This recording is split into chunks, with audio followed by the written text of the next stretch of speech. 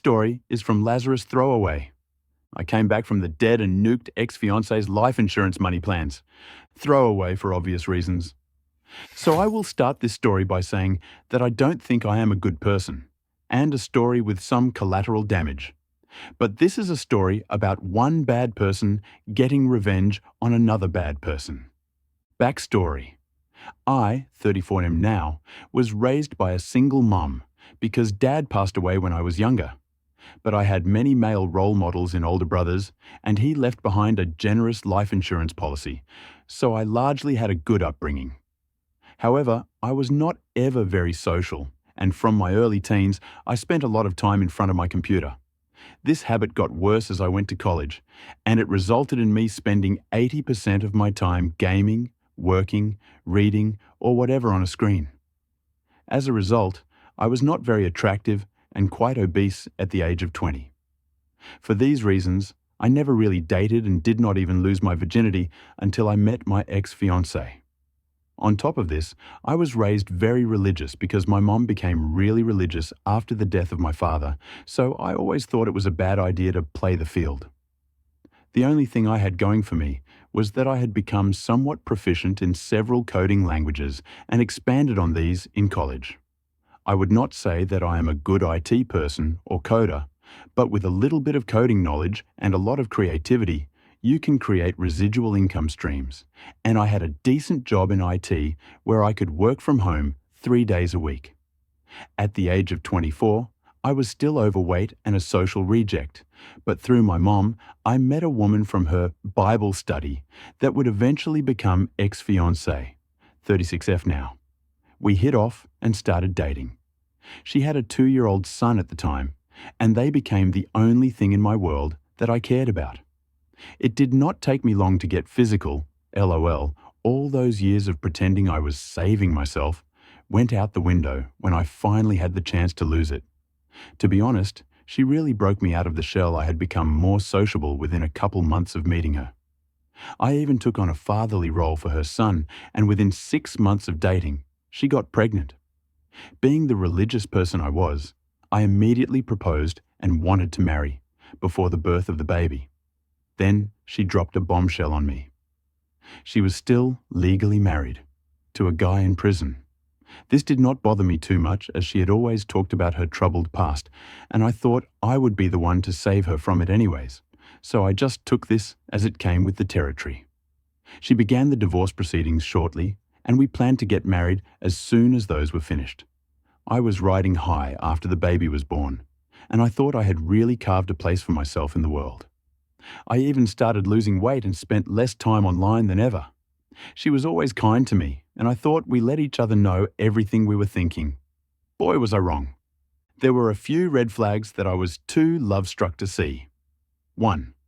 She told me early on that the only reason she got involved with my church was that she was on probation and had pending court cases and thought it would help her case. 2. Despite me earning a comfortable 6-figure income with side projects and my main IT job, she insisted that she keep her part-time job, and my mum had to help me take care of the kids to deal with it. 3. She knew way too many people. Like, what suburban mum with a secretarial job has 200 contacts in her phone? 4. We kept delaying our marriage due to sick relatives or other issues, although she did go through with the divorce to the prison guy. Then something happened that shook me out of her spell. She got pregnant for a second time, and this time with twins. We had only been with each other for around 4 years, and we were about to have 4 kids. 2 more than I thought I would ever have. She claimed she was on birth control at the time, so we were not using condoms. Anyways, after the twins were born, I started seeing my doctor about a vasectomy, and my ex-fiancée encouraged it. I wanted to get some swimmers frozen before the operation because we could completely change our minds in 5 years. So I go in for the visit, and the doctor comes out to tell me that my sperm count was low and they were mostly immobile. But this problem might be temporary, and I should try to eat a healthier diet and stuff for a few weeks and come back. When I came to the second appointment and the same problem arose, the doc started doing some investigating, but you know where this is going. So, the doctor says that it's likely that I am infertile. This turned out to not be completely true, as I now have a child that I know is biologically mine, but it still propelled the following events. I mentioned that I had 3 biological children, and the doctor looked anxious and started talking, but I was in shell shock and did not really know what he was saying. I think I left the doctor's office before they were even done with me. I did not even get in my car. I just walked until it started to get dark and eventually called an Uber to get home. My fiancée was worried and already asleep inside, and I just lied to her and told her my car broke down, phone died, and I was at the mechanic late and forgot to let her know. I fell asleep and woke up the next day and immediately got on the computer to research similar stories and started to give myself false hope. The first post I read was about how fertility assessments are not true and I should 100% get a test. I thought for sure this would show the doctor was wrong, but I got the test back, and within a week, I knew the kids were not mine. The first person I told was my mom. I went to her house and cried for the first time in my adult life. She consoled me and then told me a story that I was never meant to hear. Essentially, I am the product of an affair myself, and that Dad actually died from an overdose on pain meds after he found out. Well, I don't know why the 5% my mom thought this would comfort me, but in reality it just gave me an unhealthy view of women for a while. After the story and calming down, she insisted that I man up and honor my commitment to these kids because I am the only father those kids had ever known. Up to this point, I had always been a pushover, and I really considered her words to me for about 24 hours before I completely snapped. I called my fiancée and told her I had to stay the night at my mum's house because of a family issue, and she offered to make us dinner, which I declined. At this point, the twins are about 6 months. The boys are 2.5 years and just 5 years old. I won't lie and say that I felt nothing for these kids, but it was hard to look them in the face, and I knew I was done being their father. I knew this would tear them up and damage them, but I couldn't stand to hear them say "da-da" to me because every time it was like a knife in my heart. I kept my cool and did not expose anything, and my mom did not say anything, I assume, because she thought I was manning up. I spoke to an attorney because I wanted to get myself off the birth certificates of these children, and I thought I could seamlessly slip out of this situation because we were not married. Unfortunately, after going through the paperwork and financials, since I had tangled much of our finances and I took on a fatherly role, I would be responsible for at least the boys' child support, and she would get equity in the house and my side businesses. Basically, the lawyers said that I would likely be on the hook for something like 25% of my income for many years to come. I pretty much ghosted my lawyers after paying them their initial fee because I did not like the idea of state-enforced cucking. The revenge starts here. I started to make a plan to disappear and leave them all with as little as possible. The start of this was destroying all of my passive income streams and getting myself fired.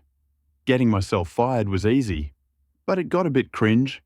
Basically did some of the stuff from Office Space, smashed an office printer in the courtyard, didn't do anything while working from home except send memes to coworkers. But I did not do anything to clients because my boss was actually a friend of mine, but my office mates had a good time watching this. After this, I did not even try to file for unemployment and began living off our savings. My ex-fiancée let me handle all the financials, despite both of our names being on everything. So she did not notice our accounts slowly draining of money and the financials going to chaos because I left her checking account filled with a few thousand. Credit card debt skyrocketed because I stopped paying our cards, LOL. I sat there for months wondering if I should end it and follow in the footsteps of my would-be father, but ultimately decided against it. I got ancestry test kits for the kids in an effort to find who their actual father was, because I was hoping to get them away from my ex. But this resulted in even weirder findings. Essentially, the oldest child was a cousin half-brother to his siblings, and so the prison guy's brother must have gotten her pregnant. Also, I did not see any family members from the test that I thought would be a good fit. So that was the end of that investigation. I also tried to distance myself from my mom. as I had become disgusted by what she did to my dad and her newfound cheater allegiance with my ex. I formulated a plan to get away, far away, from everything by just vanishing on a hiking trip. I really hyped up this hiking trip and claimed I would be in the insert location here for a week alone with my thoughts in the trails. Before the trip, I took the then around 6-year-old out for ice cream and cried for the second time in my adult life. The 6-year-old was obviously distraught over seeing his dad cry and started trying to calm me down. I guess I was crying that I had to leave him, and I told him I was sorry dozens of times, but I think he was just confused about the situation. I was more concerned about losing him because I knew he was not my child, and I was able to form a bond anyways. I left that afternoon and actually made my way to the lodge and checked in. Now, the next part I will mostly skip because I am not sure if it was legal or illegal or whatever, but cut to 6 months later, and I have a new name and live in a new city where I was able to restart my IT career and was slowly working toward my old income status again. I started stalking my ex on Facebook and other social media. I won't lie, it was cathartic to say the least. The chaos of them trying to get into accounts must have been hell, and she figured out that our comfortable finances were not so comfortable after all. Begging for money on Facebook is so trashy. Once again, I won't mention the legal stuff, but a lot of people went looking for me, and I considered phoning the police to let them know that I was okay, but decided against it. Eventually had to pay a hefty fine for this, but it was well worth it. I worked on myself for a long time and got into great shape. Lost my religion and descended into a hedonistic lifestyle. I became unrecognizable. I continued stalking this woman for about a year when I heard she was dating a new guy and got pregnant almost immediately. Of course, my mom was still in her life taking care of my supposed children while she was doing God knows what. Then, on the 1-year anniversary of me leaving, she posted a memorial page for me. This made me decide that my revenge was not quite done, and I decided to call up my brother and let him know I was alive. My brother and I had drifted over the past 10 years, but he was blood and was always there when I was younger. I told him why I did what I did, and we caught up, and I asked him not to tell anyone yet, and he agreed. But then he told me about my mom and my ex-fiancée suing my insurance company to honor my life insurance. Somehow, she had managed to keep up this policy going despite its hefty cost. The payout would be substantial, 7 figures, and she would be awarded the premiums that she had paid since my alleged death if she won. Well, I am not the kind of uncivilized person that would defraud an insurance company, so I started my plans. I drove the 1,000-mile journey to my old city when I heard she had an upcoming hearing and listened to Highway to Hell half the way down. I went to the court early and sat down.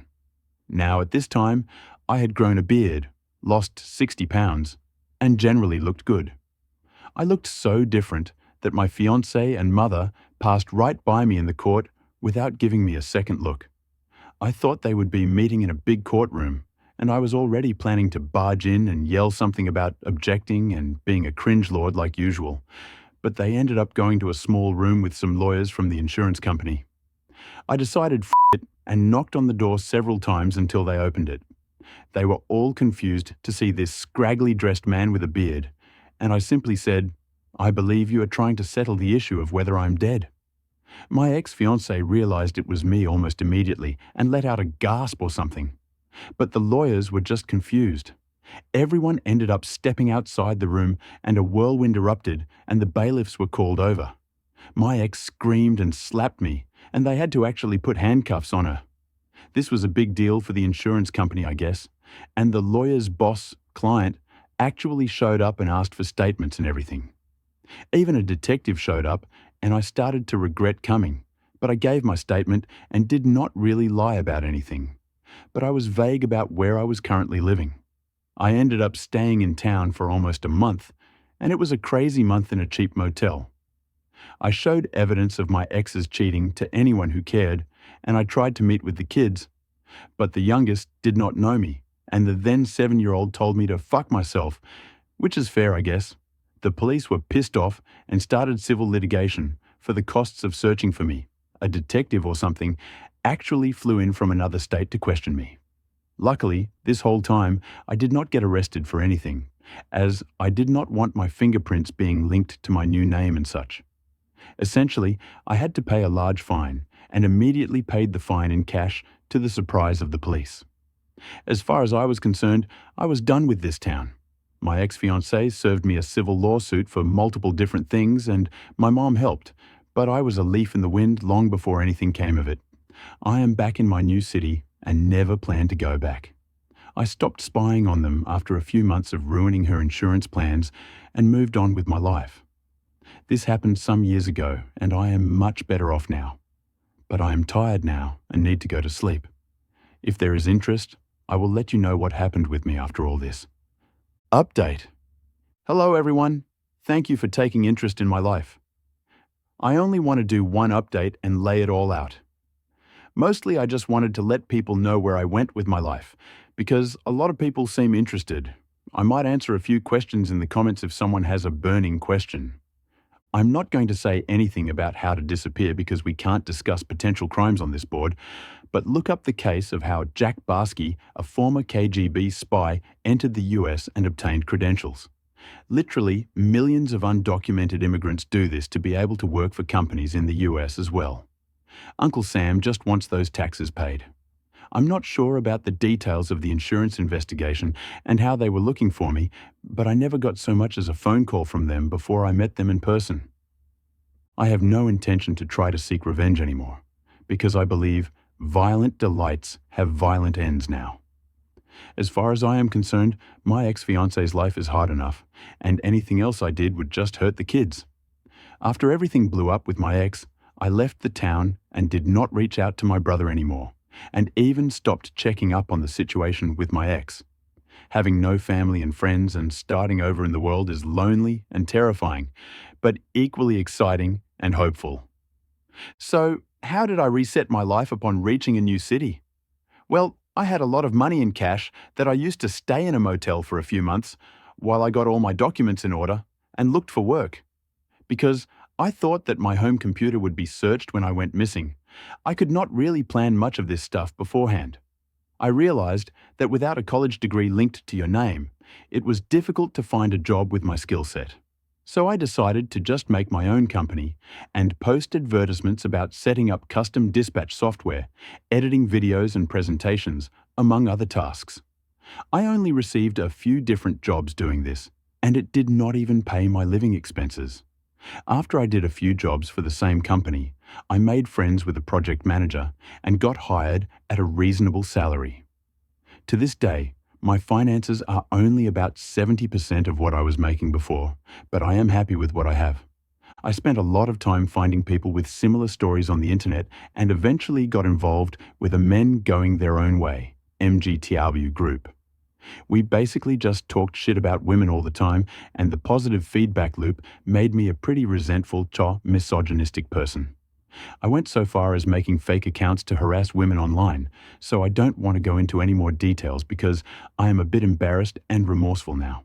I got on Tinder and started hooking up with women to make up for lost time. Throwing money around and lying to them became a way of life for me, and I would cheat on basically every woman I got with because I thought they were all doing it too. I got caught and I would pretend like I didn't understand why they were mad with me until they left, or tried to forgive me just for me to do it again. Not proud of this either. A couple of years ago, one of the women that I was sleeping with regularly got pregnant and came to me all excited with the news. Now, I immediately accused her of cheating and threw her out of my apartment, and there was just a look of shock on her face.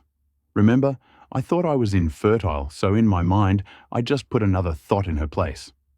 I continued to mock her for a bit and even messaged my MG Tau buddies about what I did. I openly confessed to cheating on her and showed her proof. I agreed to a paternity test while she was still pregnant, just because I didn't want her to get the courts involved, and I was shocked with the result. I cried and tried to hug her, and she screamed, threw some papers at me, and told me she never wanted to see me again. I went home and drank, happy that I was going to be a dad, for real this time, but sad who I had become. Like I said, I don't want you to root for me because I am not a good person. For the remainder of the pregnancy, she would not even speak to me long enough for me to explain my actions, but I totally understood why. When the baby was born, a girl, I showed up to the hospital to sign the birth certificate and at the same time met with her lawyer, which turned out to be her sister, to go over child support stuff that we had already spoke about. I went for a Hail Mary and offered to sign any paper they wanted if she would just have coffee with me for 30 minutes to explain things. She wanted full custody and generous payments. I never got a lawyer because I just wanted to make amends and I thought a lawyer would throw up obstacles to try to protect me or my finances. I met with her for coffee and to my surprise, she let me speak uninterrupted for almost 20 minutes. I did not completely tell her the truth about my past, but she understood why I wanted a paternity test, but did not excuse my behavior in mocking her, throwing her out, and cheating. I signed the papers, but begged her to let me see my daughter and be part of her life. She said that I was unstable and that I needed intensive therapy before that would ever happen. Of course, I obliged to the therapy. I learned a lot in therapy and did a lot of research about the fallout of cheating and whatnot. Turns out there are a lot of women who had been hurt by cheaters and homewreckers too. Duh. And that my view of women was toxic to say the least. I cut it off with my MGTOW buddies because I thought that atmosphere would be a detriment to my progress. I don't want to attack that group because I think there are some good people in that group that are just broken and looking for answers. I think having a baby girl was a real punch in the gut to stop treating women so poorly. I was finally able to see my daughter when she was 7 months old and began supervised visits every other weekend. I had dutifully paid the child support and made every attempt to talk to her mother and try to make amends. One night after our daughter, we got drunk and started kissing, which turned into sex. When we woke up the next morning, she was embarrassed and just asked me to leave, but she made it seem like she kind of wanted to make things work. It took a long time, but we moved in together after she lost her job to COVID-19 and are currently living together. Her family hates me and this has held us back from marriage talk or anything. Hell, I skipped our daughter's second birthday celebration because her lawyer sister didn't want to see me. I hope this turns out well for me, and I know I already have better than I deserve. For now, the pandemic has me working from home, and my girl takes care of our daughter and makes me food and such. She is still suspicious of me and comes into my office to see what I am doing regularly, but I don't mind. For now, I'm just going to try to be there for my daughter and try to make it up to her mom. I'm still trying to think of things I can do or say, but for now, I am still in Zoom therapy and just doing my best. I don't think I can ever really tell anyone everything, which is why I decided to tell the strangers of Reddit. I am sorry for those people that thought I was a hero in my initial post. Please don't let your hatred boil inside you, friends. I almost missed out on something great, and I may still miss out if I am not careful. This is going to be the only update, unless I come back years from now to tell you all what happened. Best of luck to everyone. Small edit. Someone corrected me that the spy I was thinking of was Jack Barsky, not Yuri Bezmenov. The story is very complex, but I am a little bit confused about whether what OP did to his first girlfriend was right or wrong. If he was the father of the daughter from his second girlfriend, he should also be the father of the 3 children from his first wife. He must be. Whatever. The story is amazing and gives me goosebumps. Let's now jump on to the next story from Bored BSE. Project Skunk, an engineer's tale. Decades ago, I worked the worst crap job of my life as a software engineer, writing code for an OBD2 car code scanner at a completely dysfunctional business I'm not going to name, but I'll drop a hint and say all their products are all orange. It was right after 9/11. I was laid off, and jobs were nearly impossible to find. But I managed to land one there, and out of desperation, I took the job. And there I met probably the best friend I ever made at work. I'll call him Agents. Agents was a coder's coder, a real laid-back guy, and an all-around good egg. Imagine if the dude could code, you'd pretty much have Agents. We had many wonderful overlong lunches working there. And I needed the calm he taught me, because that place was nuts. All the departments poisonously hated each other. The head of engineering was as paranoid as a Russian czar. Rampant abuse, theft, the works. A total madhouse. But eventually, everyone has their limit, and Agents had put in his 2 weeks' notice. Just to let you know how nice he was the only person that quit that wasn't escorted to his car immediately by an armed guard, which was standard procedure. He was permitted to put in his last 2 weeks. So imagine my surprise when Agent said, "I want some payback before I go." Maybe a few days earlier, the paranoid czar of engineering gave us this odd missive. When you leave your desk for any reason, you are to take your papers on your desk and lock them in your desk. You are to lock your computer. You are to put a password in your BIOS and shut down your machine when you leave for the night. You are to erase your marker boards. Leave no scrap of paper out or any hint of what you're working on. And no explanation why, which was standard for him. Just do it. Of course, we all wanted to know why. So our man in the field, I'll call him Bond, went about finding out. Bond was social and likable and had friends in every department in the increasingly balkanized organizational structure. I'll ask around and don't tell anybody. He found out. Engineering czar got word somehow that people in the sales department were working late and waiting for engineering to leave. Once we left, they were going through our desks and computers looking for clues as to what we were working on. They would then copy this stuff down, claim it as a project I'm heading up, and present the material to their superiors so they could look valuable and get raises and all that fun sales stuff. Yes, I know. Sales is supposed to query their customers for features they'd like, then make proposals to engineering. I did say this place is dysfunctional, right? Engineers drove the product design since sales couldn't be bothered. And why should they, when they could just steal it instead, right? So Agents had had enough. We made Project Skunk. All projects in this place were named after an animal. We decided to leave a hint in the name that all was not as it should be. And we dreamed up the most amazing OBD2 scanner in the world. Here are some of the specs. Since everyone knows 32-bit processors are more expensive than 8-bit processors, we would save money by using a 2-bit processor. The EEPROMs that held the automotive database were expensive as well. So to save space, we would use zip to compress the database 12 times and store it on a single 4K EEPROM. Predictive analysis. If you enter in the last few codes you car through, it would extrapolate and tell you the next part on your car that was going to break. I thought of this one. I'm especially proud of it.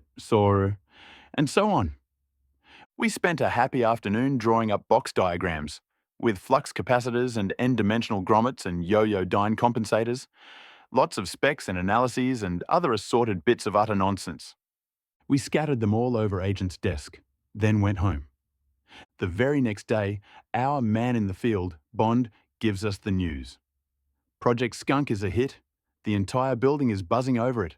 Salespeople are tripping over each other, taking credit.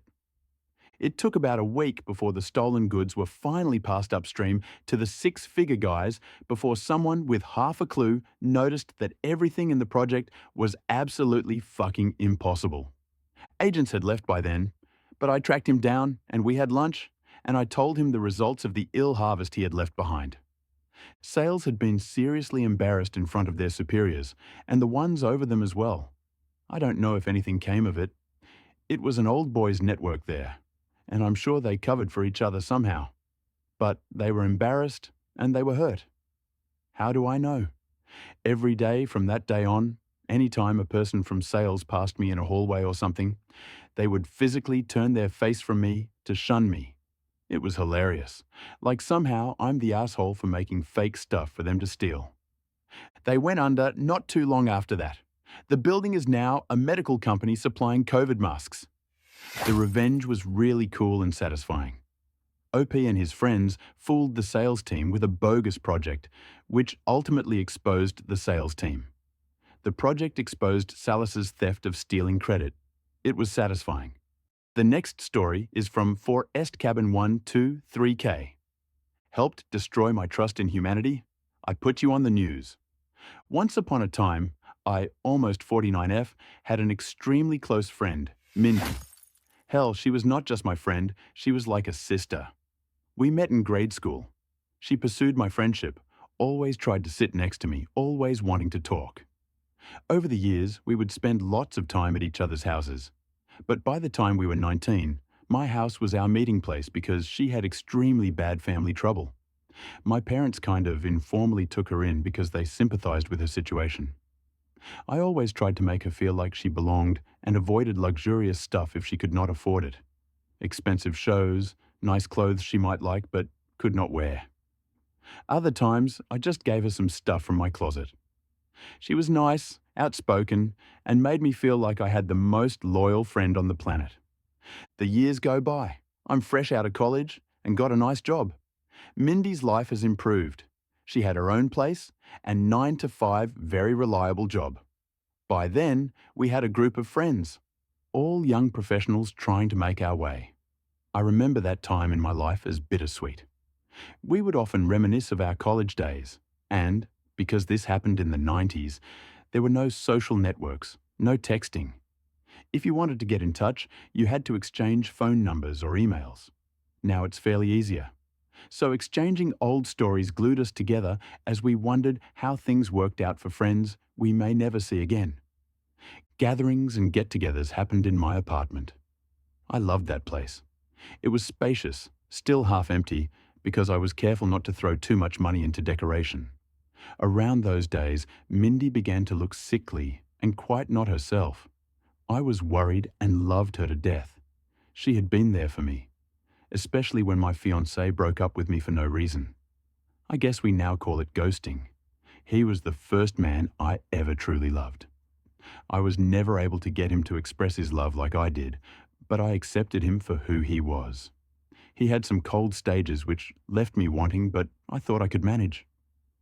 Basically, I was settling for being breadcrumbed. He was gorgeous, successful, and protective. So when he proposed, I was on cloud 9 and decided to ignore the negatives. I had saved a lot of money for our wedding. To be fair, he did the same in a separate banking account. Things came to an end when all of a sudden, he broke up with me. He told me he did not want to get married and did not love me, nor wanted any type of relationship. He let me keep the money from our joint account plus some of his things at the apartment. Workout bench, clothing, pretty much everything. This had a bad effect on me. I felt like he despised me and wanted to cut ties, no matter the cost. Invitations had not been issued, so calling off the engagement was not such an ordeal. Mindy was there for me, listening to my pain, my rants, and endless sobbing. I lost so much weight I was embarrassed to be seen out on the street. She had a boyfriend, George, and he was awesome about letting me crash at their place whenever anguish and pain hit me hard. They both cut ties with my ex. I had made so many life-altering decisions for him, only to be left in the dark. Mindy and George sat me down and disclosed that my ex was seeing someone else. I remember the shock and emotional pain. My heart was racing and I ran to the bathroom because the bad news made me throw up. I never understood how my ex treated me like that. Those Christmas were so bad. I would sit in my living room staring at the wall. Mindy and George and helped me set up a very 90s posh concept, ex-Moz tree to cheer me up. Only white lights, a few golden ornaments, and natural pine.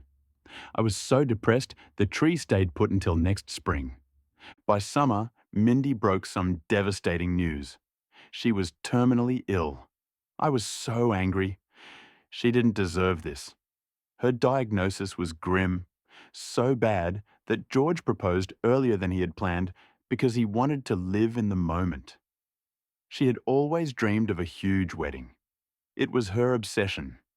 We would go into bridal shops and try as many dresses as possible when we were teenagers. The wedding of her dreams was now out of the question.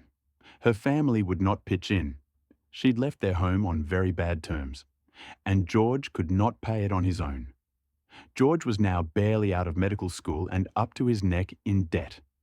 I decided to pay for her wedding. It would be a small event, but I would make sure the decorations and her dress were as dreamy as she had always wanted. I still had the money I had saved for my wedding, and as financially risky or stupid as it may have sounded back then, I was sure those final days with Mindy would be worth gold when she was gone. Her illness made me realize there are worse things in this life, other than being unceremoniously dumped by my ex. I threw myself into it. I was also happy and hopeful, as Mindy was able to go to her chemo sessions by herself without becoming too sick. She also looked much better than other patients. Our group of friends also helped her a lot. There was not a day when someone would not bring her groceries or help pay for a random utility bill as she was now out of work. I had initially offered to help her set up a better health insurance plan, but she declined. Pay attention to this, more on this later. So I decided not to intrude and give her the fairy tale wedding, or as close to it that I could, that she wanted.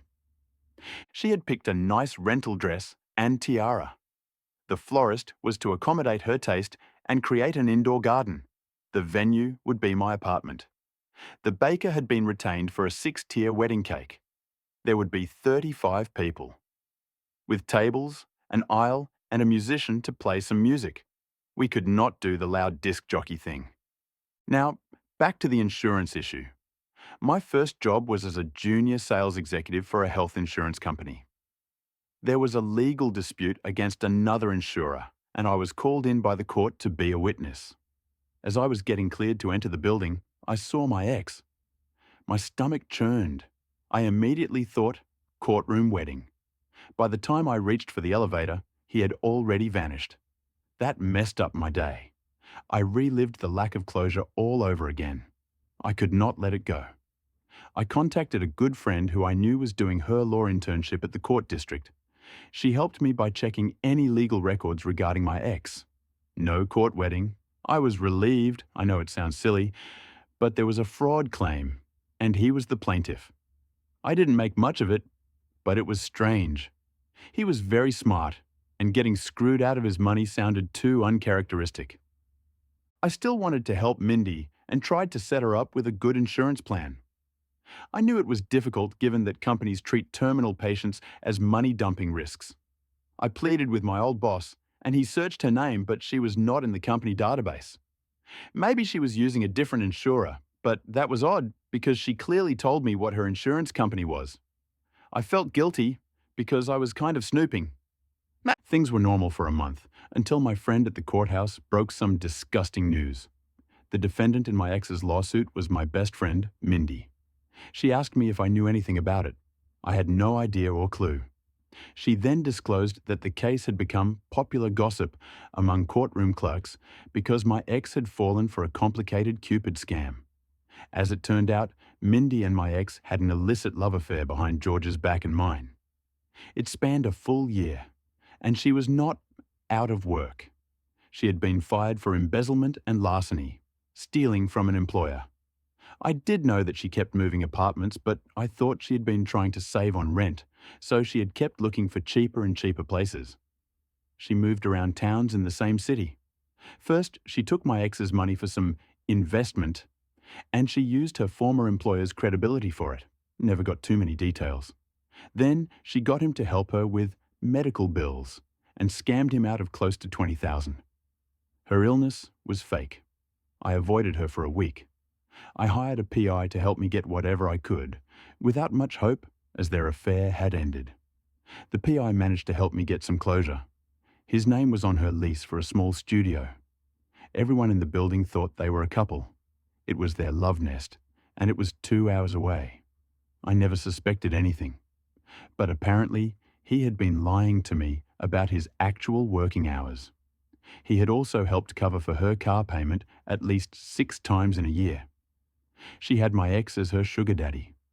She had seen me cry, puke, curl on my bed, and had broken the news that he had someone else, herself.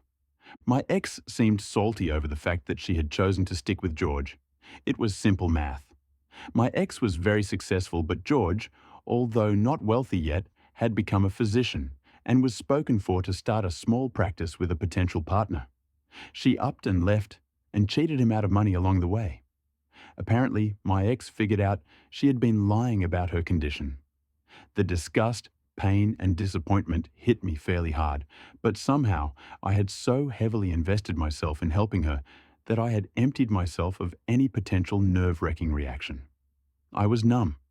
I went straight to all the wedding vendors and cancelled before it was too late to get my money back. I defunded her wedding. No cake, no dress, and no veil.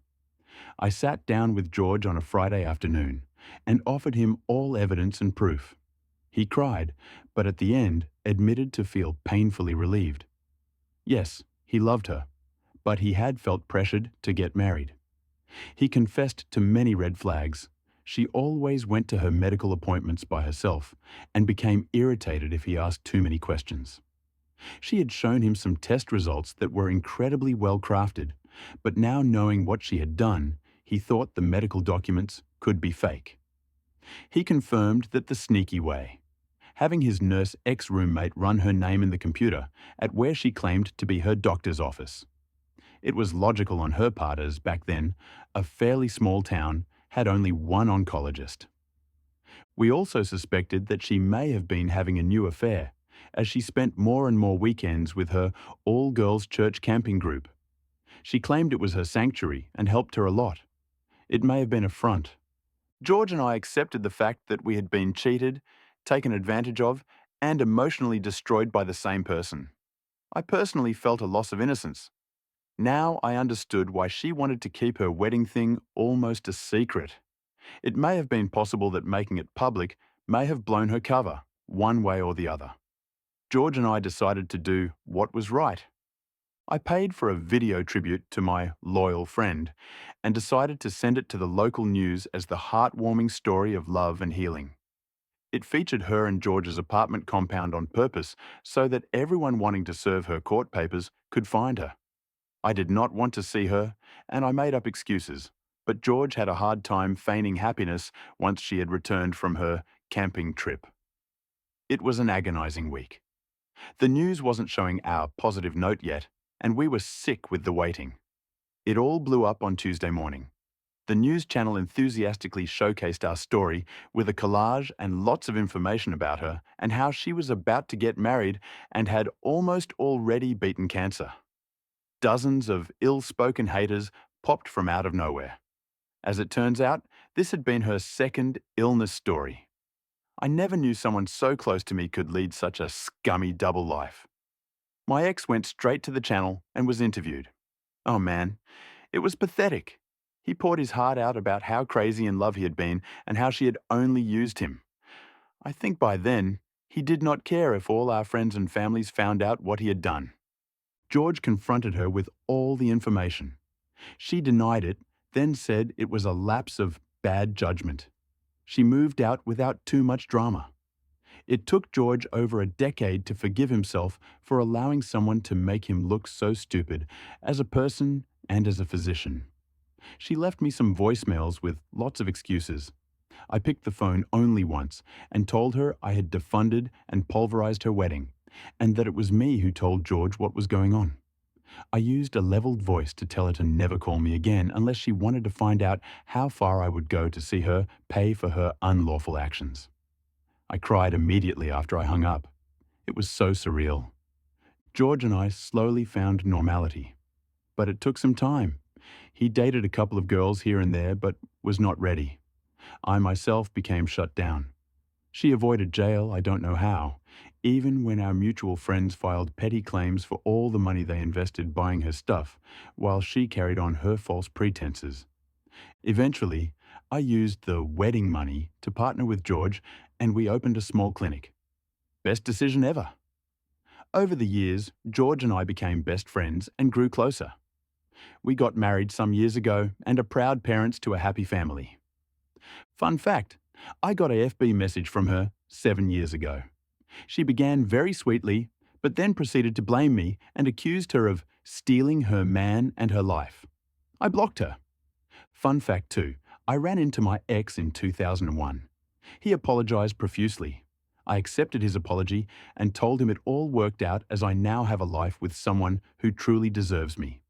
Back then, George and I had begun dating. Fun fact 3. Mindy avoided doing time for her deeds back then, but was prosecuted for setting up crowdfunding for a fake cause and stealing from an elderly person. Edit. Thanks to all of you who have shown so much love and support. I had no idea this would gather so much attention. To the kind person who reached out thinking, I'm depressed. Thanks, but I'm not. This was way long ago, pre-1997. Mindy has become a common joke between me and my husband. Every time we do something crappy to each other, we use her name. Like when he eats my ice cream or when I forget to get gas. We go, really, Mindy? Or whenever we catch someone in a lie. It's all good. I hope Her Highness doesn't mind us using her name in vain if she ever finds out. The revenge was really cool and satisfying. OP's wonderfully exposed his ex-best friend, which shattered her fraudulent lifestyle. People like Mindy deserve the same consequences. The revenge was really cool.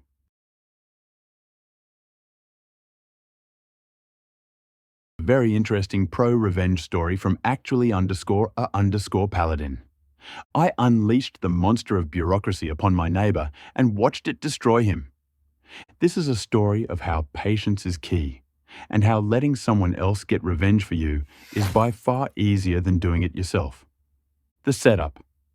I live in one of those doubled-up houses where they build two houses adjacent to each other with mirrored layout, so we share a wall but are otherwise completely separate. For years, the house next to me belonged to a nice old lady who you never really noticed or had any trouble with. When she died and the house was resold, the troubles began. The target is someone who I will refer to as Jack Sparrow, for reasons that will become clear later. Jack owns a sizable construction business, does some real estate on the side. He buys the house and rents it to a bunch of foreign construction workers that work for his business. I say foreign because it is relevant to the story. There are rumors Jack is doing some shady stuff to have these work for him dirt cheap, by claiming that they're national workers in their native country, and paying them according to that wage and not the much higher minimum wage of my country. Not exactly on the up and up. Possibly unreported labor as well. Anyways, he stuffs 4-6 of these in said house for them to live while they work here. Now, I do not have anything against foreign construction workers, but these guys living next door have two traits that are very problematic. They are extremely loud, and they do not give a f about anyone else. We're talking non-stop music and partying starting Thursday evening throughout the entire weekend until they leave at 5 a.m. Monday morning to go to work. Seriously, I don't know how or when they sleep. It is literally non-stop. We're talking, I'm wearing headphones but still cannot hear my own sound over their music loud, since it would appear that they've designated the living room, adjacent to the shared wall, as the party room where the fun happens. At first, I do the neighborly thing and just suck it up thinking, it's just one party, just one weekend. After the third one in a row, I go over to ask them to turn it down, since night disturbance. It's technically illegal to blast music this loud. Hearable on the street and across the street by my other neighbors who have also complained.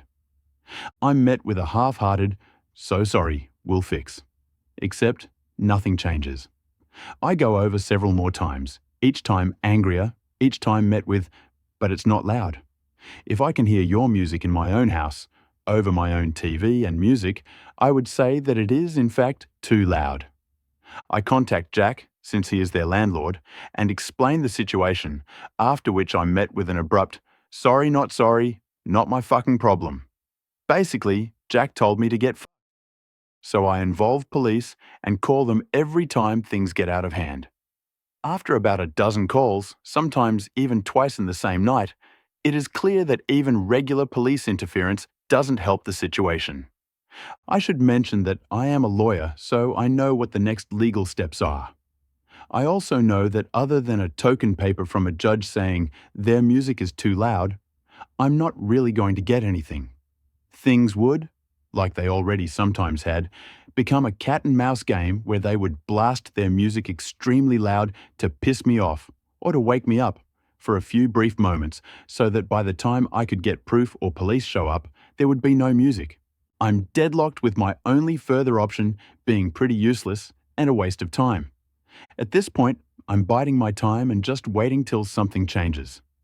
I'm not saying that I condone people who bludgeon their neighbor to death with a rusty pipe, but I do somewhat understand what would drive someone to that point. The mistake. One day I'm at home, and I notice quite a lot of ruckus next door, more so than usual.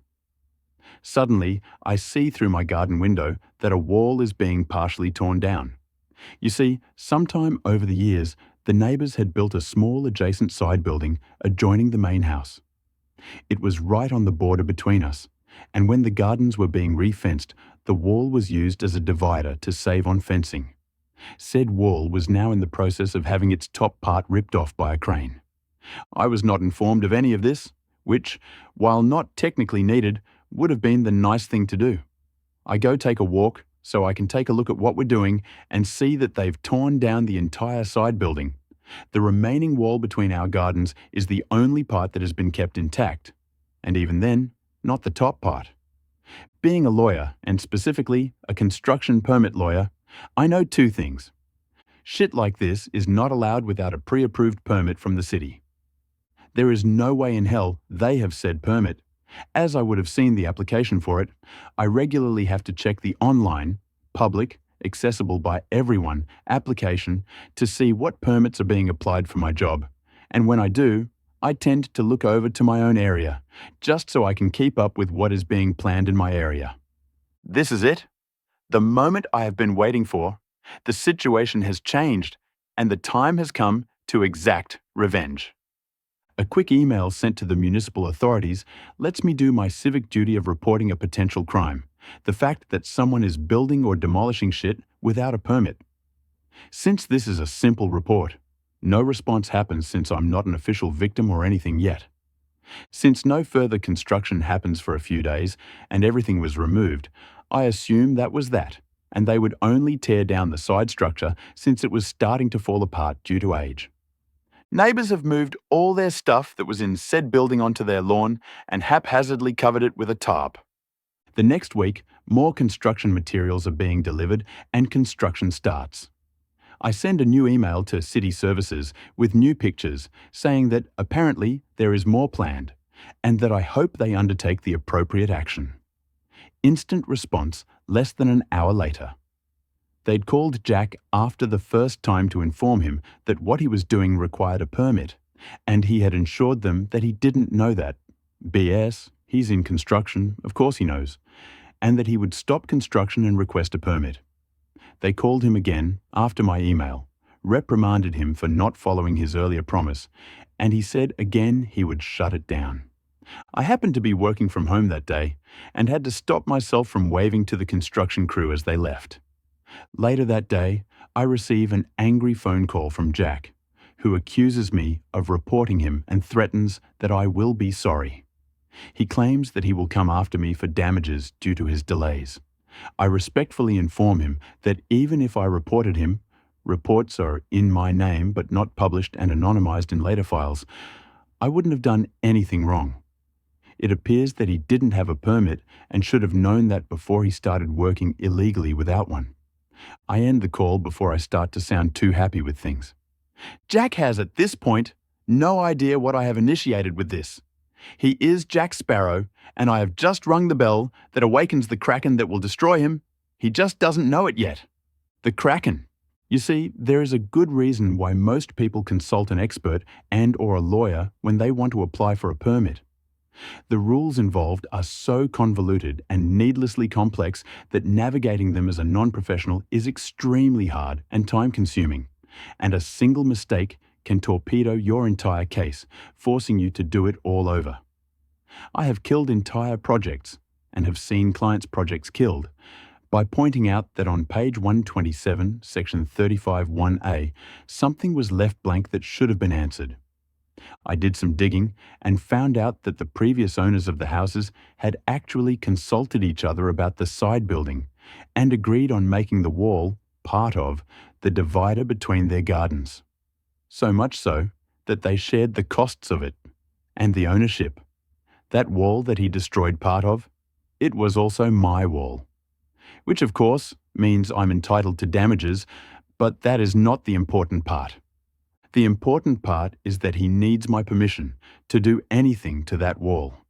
So when he applied for a permit a few weeks later, added bonus, rowdy neighbours' stuff is still out in the open, covered by just a tarp, since they expected this to be a quick smash and replace job that would take a few weeks at most. I went to City Centre and looked at the application.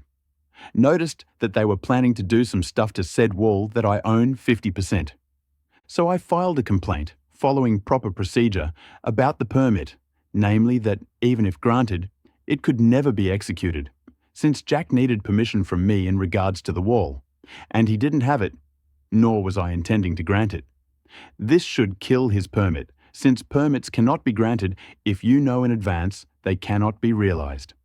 No sense granting a permit to build a certain kind of house when you know they're never actually going to build it. Now, Jack was a bit of a smooth talker, and as a construction entrepreneur, had his connections, and permits are a political decision here just as much as a legal one. So despite a 100% correct legal objection that should have killed his permit, it went through. He actually called me about it to gloat a little. No worry, one can appeal a permit in my country.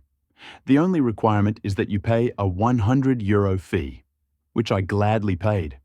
The appeal instance is a subnational instance and does not care one bit about Jack's political ties or the half-hearted bullshit that the city officials wrote to justify granting the permit in spite of the concerns I raised. They terminate his permit without any hesitation on the aforementioned legal grounds. Jack sees his permit blocked until he fixes the issue, which he can't, because I'm not really inclined to agree with his plans for our wall, you see. At this point, going through 2 lengthy procedures, it has been over 7 months. The neighbours have had an unfinished construction project in their yard the entire time, forced to store their stuff elsewhere. Something that was always supposed to be a temporary thing for a few weeks while we build, turned into something that was taking months, with no end in sight. But wait, there's more. The above was the administrative part of the matter, him getting the permit. Now, doing construction work without a permit is also a criminal offence. And of course, my report got passed around to the appropriate instances, so now Jack was also the subject of a criminal procedure for construction offence. Not only did he risk fines and jail time, he was a construction business and used his own construction business for the work he did on the property. So his company was also on the hook, and one of the sentences that can be given in these types of crimes is to be prohibited to do construction or construction-related activity as a business, either permanently or temporarily. Not only was he personally on the line, his entire business was as well. During this debacle, Jack tried to sell the property. This didn't really go too well because of a few reasons. 1, the property was inflicted with an illegal situation. The demolished side building was torn down illegally, and until said illegal status was resolved, it would stick to the property, which tends to kill the property value quite a bit, since nobody wants to buy something that they'll have to spend time and money on to make legal again by either rebuilding the torn-down building or getting a regularization permit for it, made even worse by the fact that he applied for said permit and had it denied, so he couldn't even claim that said permit would be super easy to get. Secondly, is Jack never intended to sell the property in its current state. What he, as I now know, has done in the past is buy cheap old houses like the one next to me. He puts some of his crew in it, who can't complain about the subpar accommodation. They thrash the place because they don't care, and he lets them. Then when the place is done, he tears it down and sells it to a developer, or develops it himself. However, due to his construction crime and the accompanying status for the property, step 2 was not an option. He couldn't renovate it the way it needed to be. Small renovations would not be enough, because covering the crime was always a requirement in any permit he would request for the building, and because of me, he couldn't cover it. No, couldn't sell it either because the place was trashed, and any developer looking at it would dip out when they realized there was a construction issue and a vocal neighbor who would oppose anything big that they would try to do there. Lots of easier properties to develop than that one. In conclusion, anyway, that is where we are today. Jack is staring down the barrel of a criminal court procedure that is about to happen where he is risking his business and livelihood. His existing projects also gather special attention from city services now, since he is now outed to them as someone who cuts corners on permits and regulations. He cannot really sell the property unless he cuts a massive loss, since in its current state, it is absolutely trashed. He cannot develop it or sell to a developer because all development plans involve the adjoining wall, which he cannot use in big ways unless he gets my permission. The rowdy neighbours are stuck living in a smaller house than what they had, in a place they trashed but that cannot really be renovated or fixed in the major way that it needs. They have quieted down a lot, possibly because Jack blames them for his current situation, which isn't wrong, I suppose. I have awakened the Kraken and set it off on Jack Sparrow, and it utterly ruined him, and the best part is that I had due to very little to do it. All I really did was nudge the abomination that is municipal bureaucracy and point it in his direction, and they did the rest. I could tell you that he called me to complain and even beg about letting him use the wall the way he needs it to, so that he can get on with his business and fix the issues and use them to show his good faith in court in the criminal procedure, that he was losing money and customers over this and was in danger of losing his entire business, and that I then smugly replied with, "Not my fucking problem." But he didn't, so for now, we'll just have to imagine that he did. The revenge was calculated and executed strategically.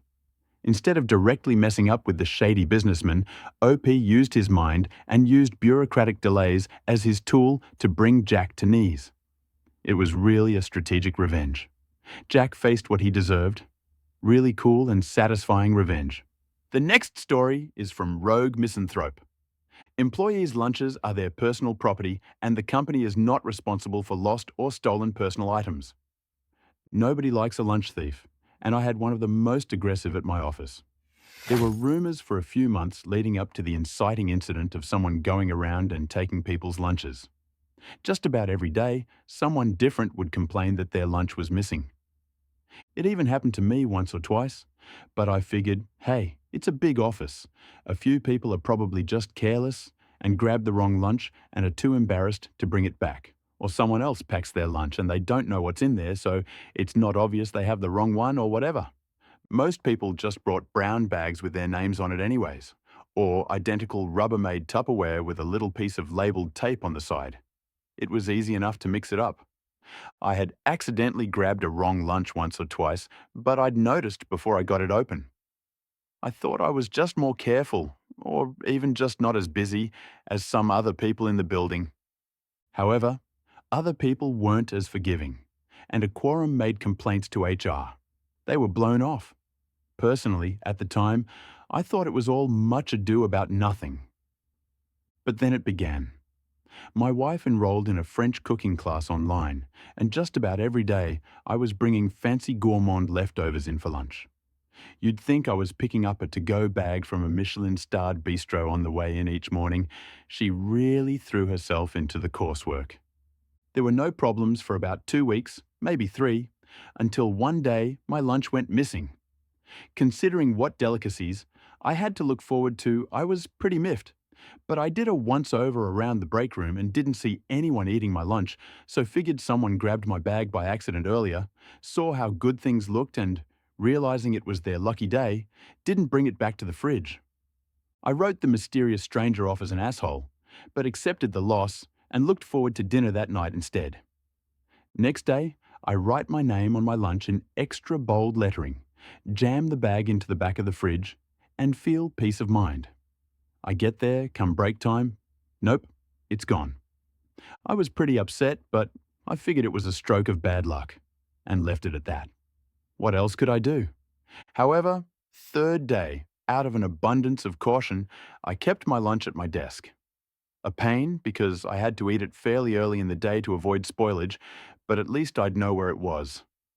I got up to take care of some business down the hall, and when I came back, yep, my lunch was gone.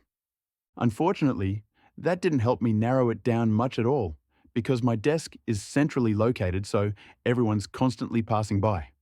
At that point, there was no possibility of the theft being arbitrary, so I approached HR and filed a complaint.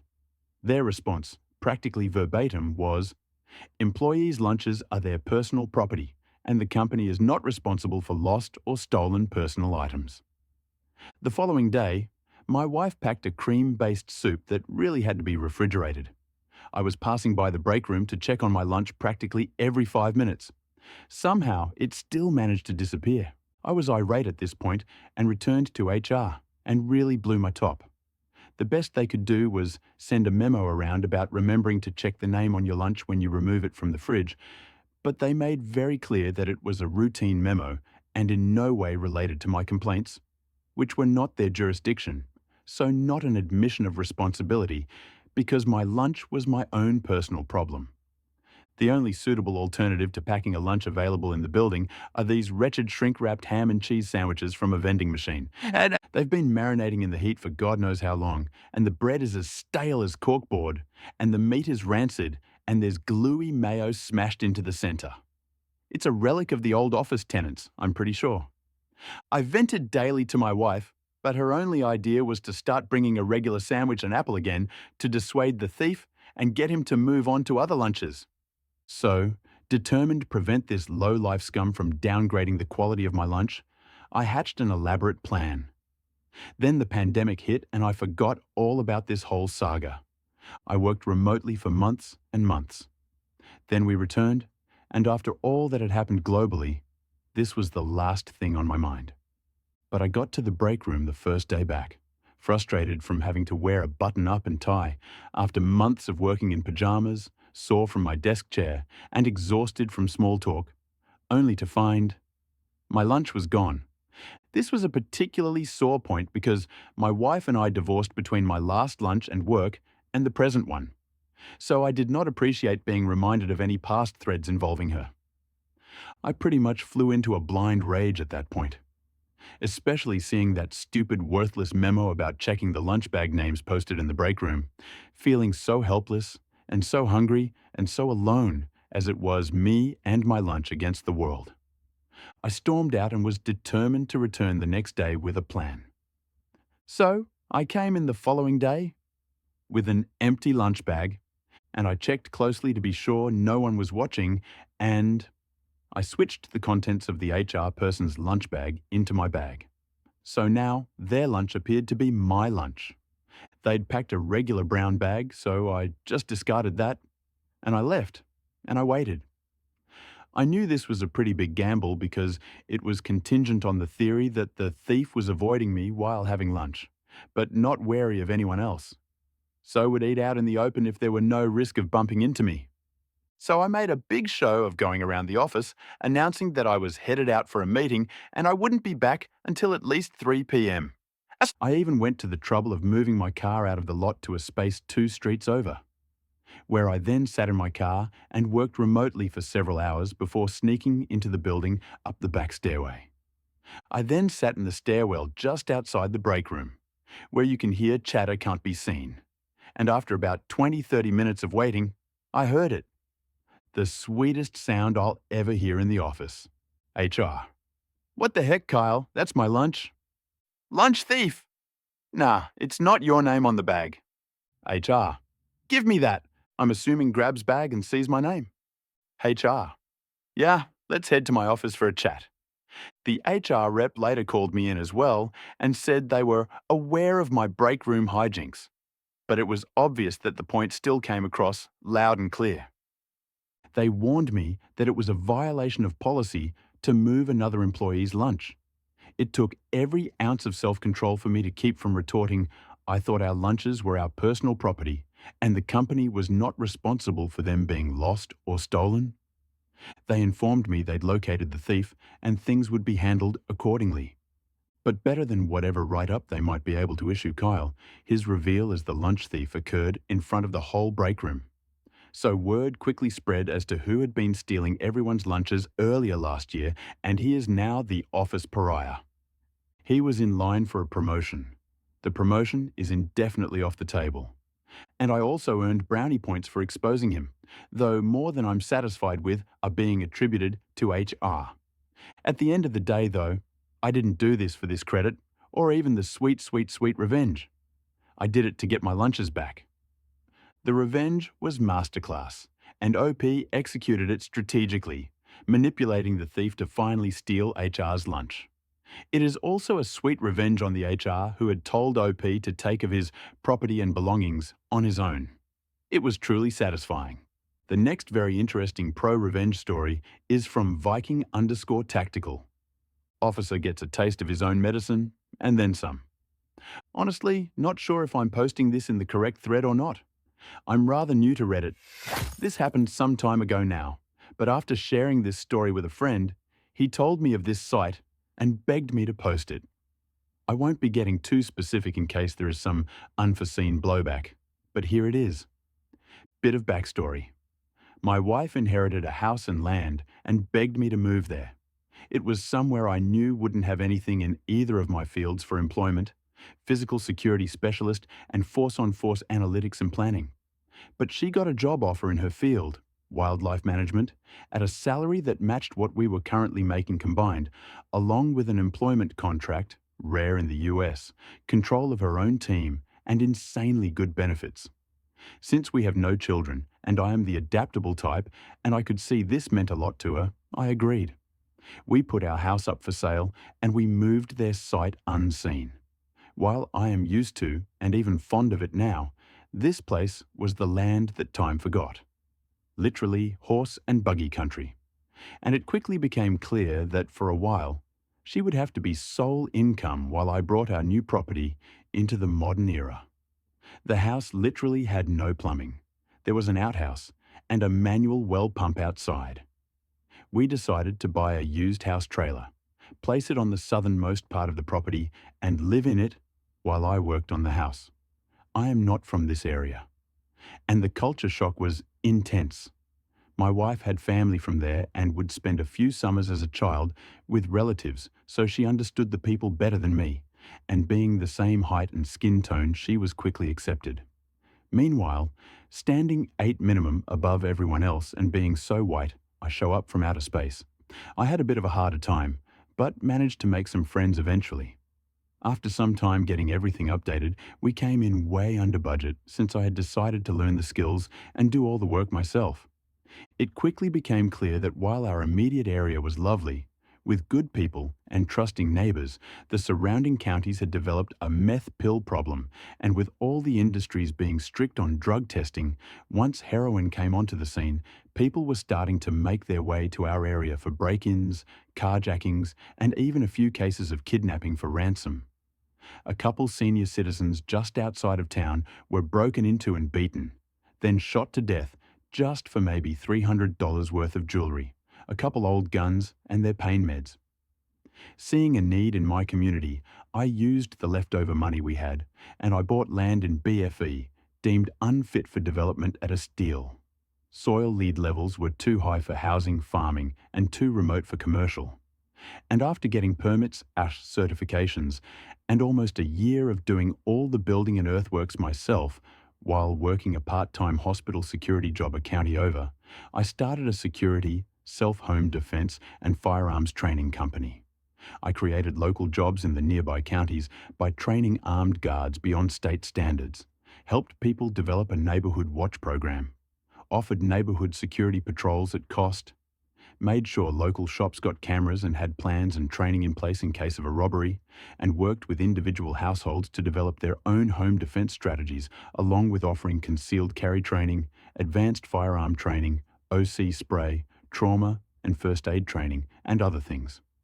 Somehow, without meaning to, I managed to wedge myself into a unique position where I not only trained everyday people, but I got certified to be the guy that all police agencies in the region send their officers to for state recertification and further training.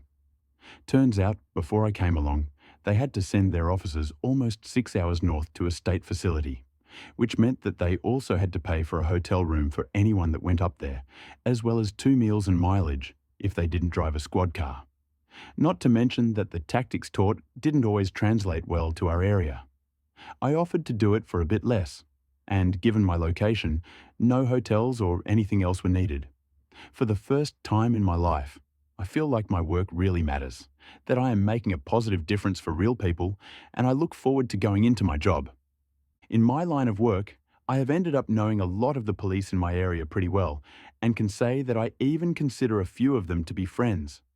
The departments I work with get quite a few officers who are new or transfers from other areas, as this region of my state has a pretty median average pay grade, and a lot of officers use it as a stepping stone to get to the bigger paying areas or to get their first bit of experience and head to another state.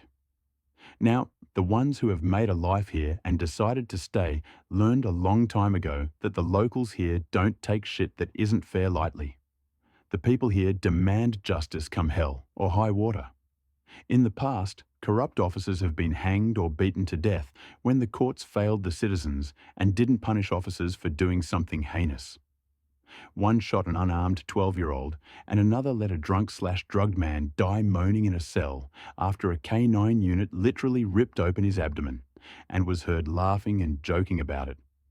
Both essentially got a long paid vacation and then went right back to work until someone caught up with them. Even one former judge who got a slap on the wrist after being convicted of molesting 3 children went missing and was later found bound to a tree and was apparently set on fire while still alive. So the officers tend to do a really good job of weeding out the bad apples and reminding newcomers that they are there to help people and protect people, not harm or bully them, which in my experience is not the case with all, or even most, officers in places I have lived before. Now, on to the story.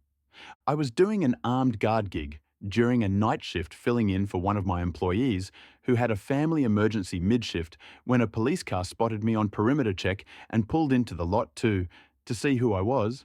I wasn't wearing a uniform. And the place I was guarding receives a lot of raw metals that they then melt into various alloys to be shipped off for use. It's a crackhead's dream looting spot with the way scrap prices can be for some of the materials there. After figuring out it was me, they decided to sit and BS for a bit. While talking with these officers, I listened to them share about a new hire who transferred from a larger city, and they just know is going to cause trouble with the locals. They mention how he has that "I know better than your" attitude, and thinks that the piece of metal on his chest means that he is the law. Apparently, he had already raised a bit of a stink because he writes citations for things that no other officer in the department has. Driving with one hand, burnt-out fog light, plastic being taped over a broken back window in a car, headlights not on in the middle or the day, and it's raining. He even tried to give a guy a DUI even though he was sitting in the car on blocks in his driveway, and it had no rear axle. Apparently, he speaks aggressively to anyone who dare interact with him if they aren't a police officer, and overall just act like a power-tripping douche nozzle. The other officers have noticed that the locals have changed their demeanour towards them and seem more distrusting since this guy started, and they were genuinely worried that he would turn everyone against them. In the words of one of these officers, "With everything in the news these days, and the whole nation already being distrusting of us, I hope we can find something to set the bastard straight before he ruins the rep we work so hard to keep here. I like that people here will just come up and talk to me. It's the main reason I stayed here." We brainstormed for a while about how to get through to Officer Douche and make him change his ways, or career, but eventually came up with nothing legal and had to go back to doing our respective jobs like adults. 2 weeks or so after having this chat, and hearing similar things for other officers I know, I get my first interaction with Officer Douche. I don't advertise my business on my work vehicle, and it is completely unremarkable, but all the officers I know can spot it somehow, so I've gotten in the habit of waving any time I pass a squad car. On my way to speak with a prospective client about a consultation for their home defense plan, this asshat pulled me over for waving at him when we passed each other on a 2-lane highway. He slammed his brakes on, whips around in the middle of the road, and came flying up behind me so close I can't see his headlights with flashing lights on and siren blaring. After enduring his frankly insulting lines of questioning with his hand on his pistol grip about why I felt the need to carry a gun. In my state, it is required by law that anyone with a CCW/CCL has to inform the officer, and him sharing his doubts that 99% of people probably wouldn't even know how or be able to use it. The cock goblin wrote me a citation for reckless operation of a vehicle, stating that he was justified in doing so because he saw me remove my hand from the wheel. Trying to be diplomatic, I said, I just figured that you would appreciate a friendly gesture from someone today. I know I like when someone gives me a friendly wave. This absolute insult to humanity blows his fucking gasket, gets in my face yelling at me and threatening to haul my smartass downtown and see how friendly I am when I am hooked up in the back of his car. Says that if he felt like it, he could cost me more in impound fees and lost wages than I would make in a month. He has no clue what I do or where I work. Then asked what I thought about that. At this point, I have an internal battle with myself, wanting to slam him to the ground and beat his skull open on the asphalt to see exactly how empty it was inside. But saner thoughts prevail, and I simply handed him my lawyer's business card and stated that any further interactions we had would have to go through her. He looked at the card, called me a pussy, and told me to get out of his sight. Once I got moving in my car, I realized exactly how angry he had made me. I have spent years learning to keep my emotions to a minimum since it could cost someone dearly in my line of work, and this cunt was able to boil my blood in just a few minutes. He wasn't a big guy even for the area, and he didn't carry himself like someone who was confident if their skills. Being that aggressive and having his hand on his pistol grip for most of our interaction spoke volumes as to what kind of person this jizz stain was. What would happen if he pulled over someone who didn't have my level of control and acted like that or worse? I decided that the officers I had talked to were defiantly not exaggerating, and this dick was going to end up getting himself or someone else killed or hurt, and something needed to be done about it. First, I went to court and showed my -AM video, which got my citation dismissed. I took the rest of the audio and video to the sheriff of the county he works for and showed it to him. Then we had a long conversation. He agreed with my assessment of this guy, but said that he couldn't really do much but reprimand him for it and admitted that he would love to just toss him out on his ass. However, he knew that the union would fight to prevent that. And at best, he would only be gone a few days to get some training that would most likely go entirely ignored. He even cautioned me against filing against him because he figured the guy was the type to take it personal, and he didn't want to see anything happen to me. He promised he would do what he could to get rid of the cunt, but in most ways, his hands were tied. I could tell he hoped that the guy would just move on and become someone else's problem when his 2 years were up. I couldn't help thinking that if he's causing this kind of trouble already, it is only a matter of time before someone around here loses it on this douche and swings at him. Then, even though the cunt deserves to eat his own teeth at least, some poor guy will end up with his life ruined or worse. All because Officer Douche has a badge and likes to wag his dick beater. Feeling as though there was nothing more I could do, I went about my business as usual the next couple days. Then, guess who came through my door to schedule with me for their recertification? He didn't know me from Adam and just swaggered about like he owned the place and bitched about this being a waste of his time and a bunch of bureaucratic bullshit. I had a real Kodak moment when I reminded him of our last interaction. He tried to excuse it as just being by the book and claimed that his hands were tied when it came to the citation, and he only acted that way because I had a firearm and he was nervous about that gun, so he needed to assert his authority over the situation. By now, I had had a large portion of the people that live in my area come through for training, and most of them carried daily.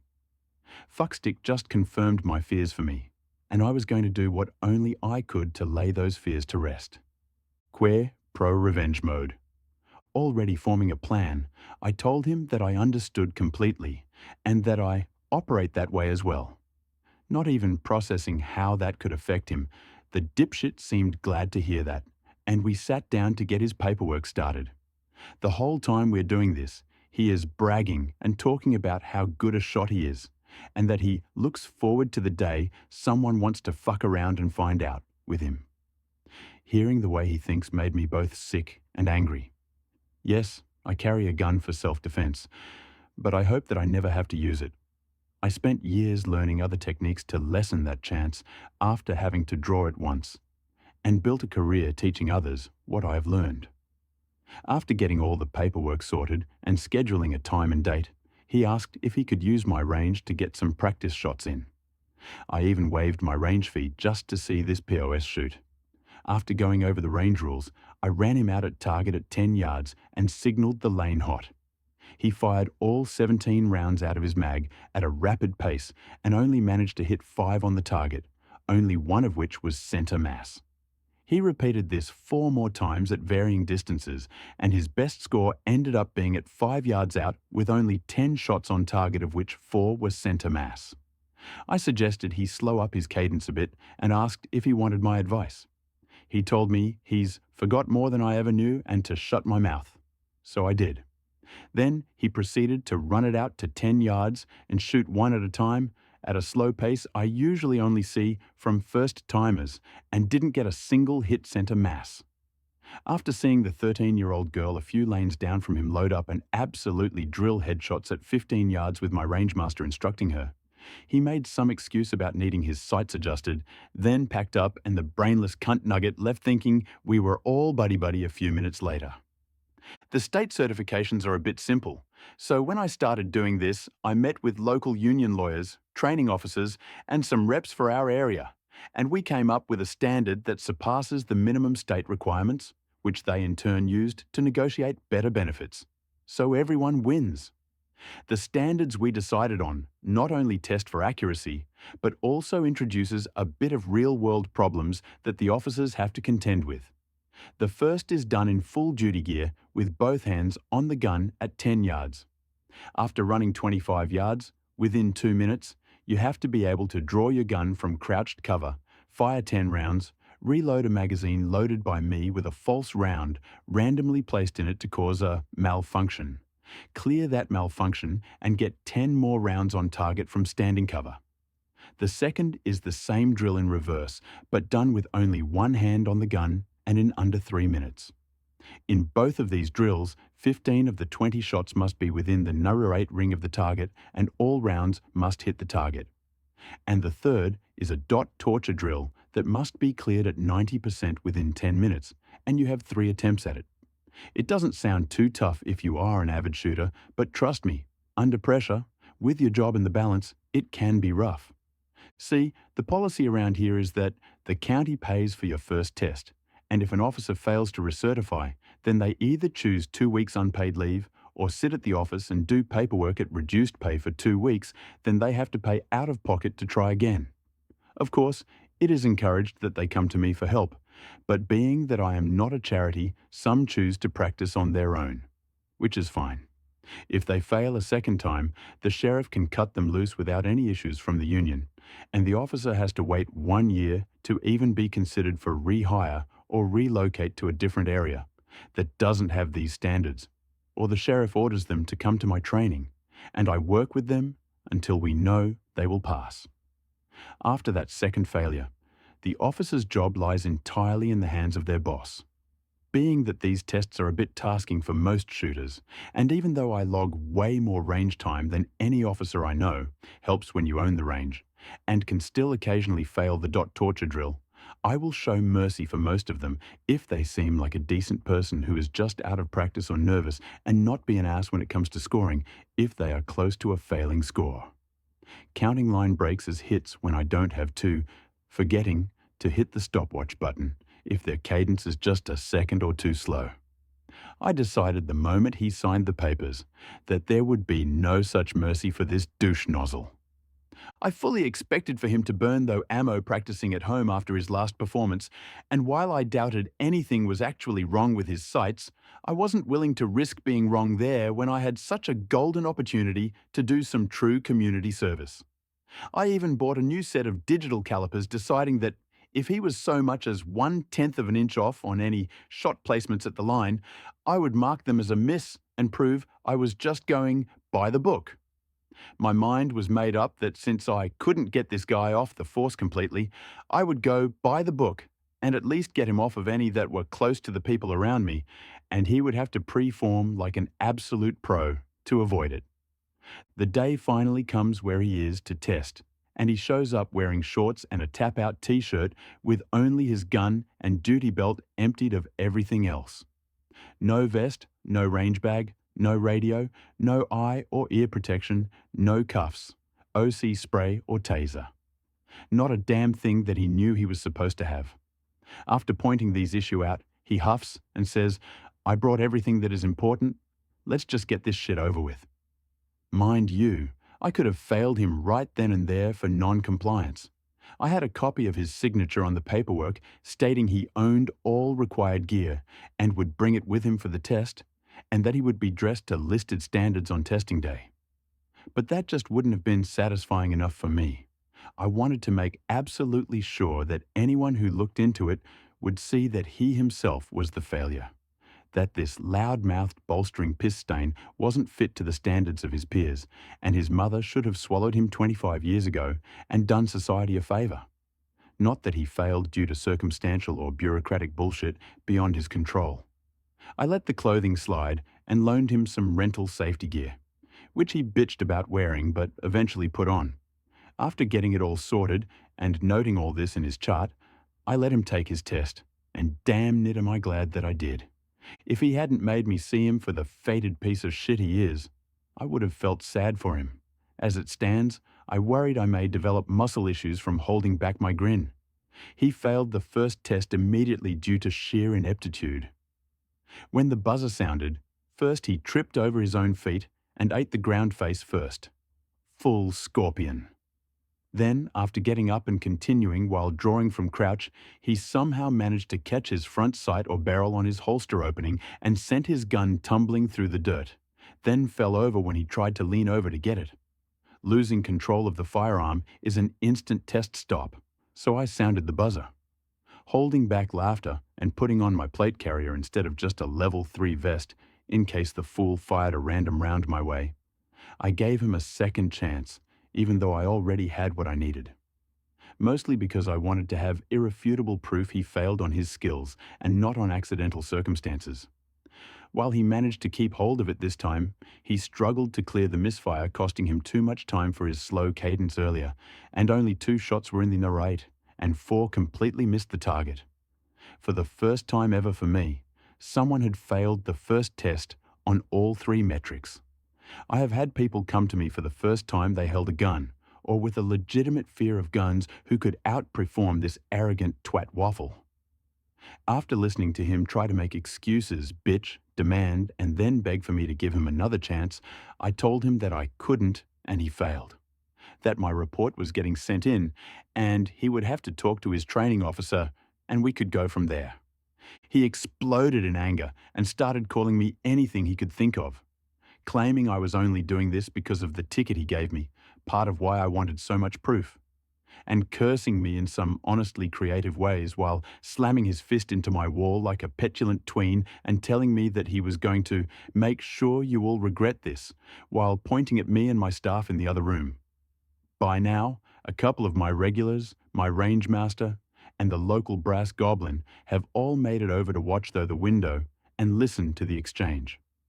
Knowing I have him on camera with audio punching a hole in my wall, and I have witnesses, a new thought came to me when I heard him say this, and I decided to steer him just the way I wanted him to go.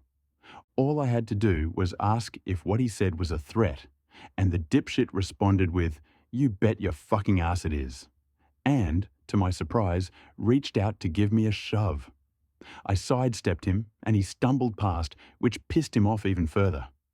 I told him then and there to get the fuck off my property and that he wasn't welcome back.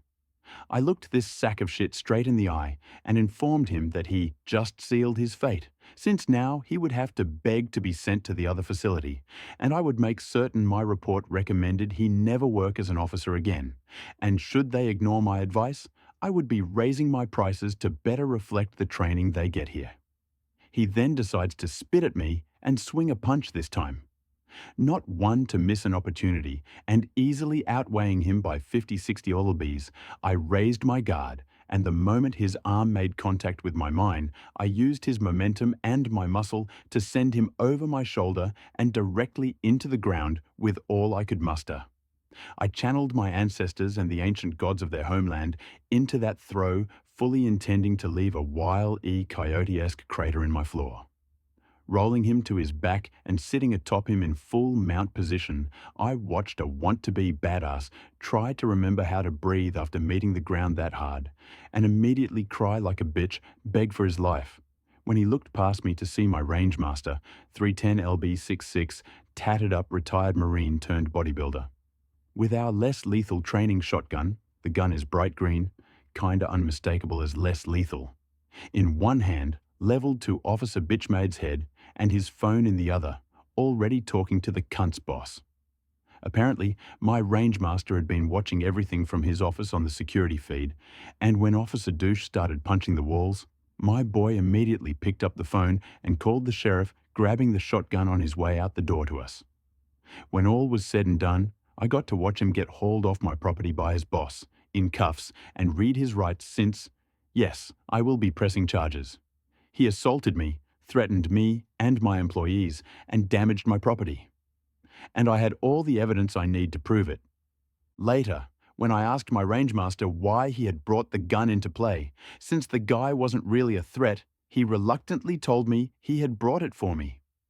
Apparently, in all the time we had known each other, he had never seen me actually come unglued like that. He said, "Boss, you are the kindest and quietest man I know. And in my experience, when a man like you gets that angry, even the devil himself would piss his pants to get away." He admitted that his plan was to nail me with a beanbag or two if he needed and try to turn my attention to him. Not going to lie, I wasn't happy to know I had made my friend feel that way, but it did feel good in an odd way to have a certified badass feel like he needed that tool to stand against me. I gave the man a raise for his honesty and willingness to protect others, no matter the cost to himself. After all, that's a rare quality anymore, and it should be rewarded. And to this day, I refuse to spar with him because I never want him to 100% know he could take me without it. Despite all the evidence and testimony against him, Officer Douche ended up getting a pretty good plea deal. But he will never be able to be a police officer or legally own a firearm again, so I consider it a win. His wife filed for divorce for domestic violence while he was awaiting his court date, and thankfully they had no children together, so it was granted without issue, and he has no rights to see her son.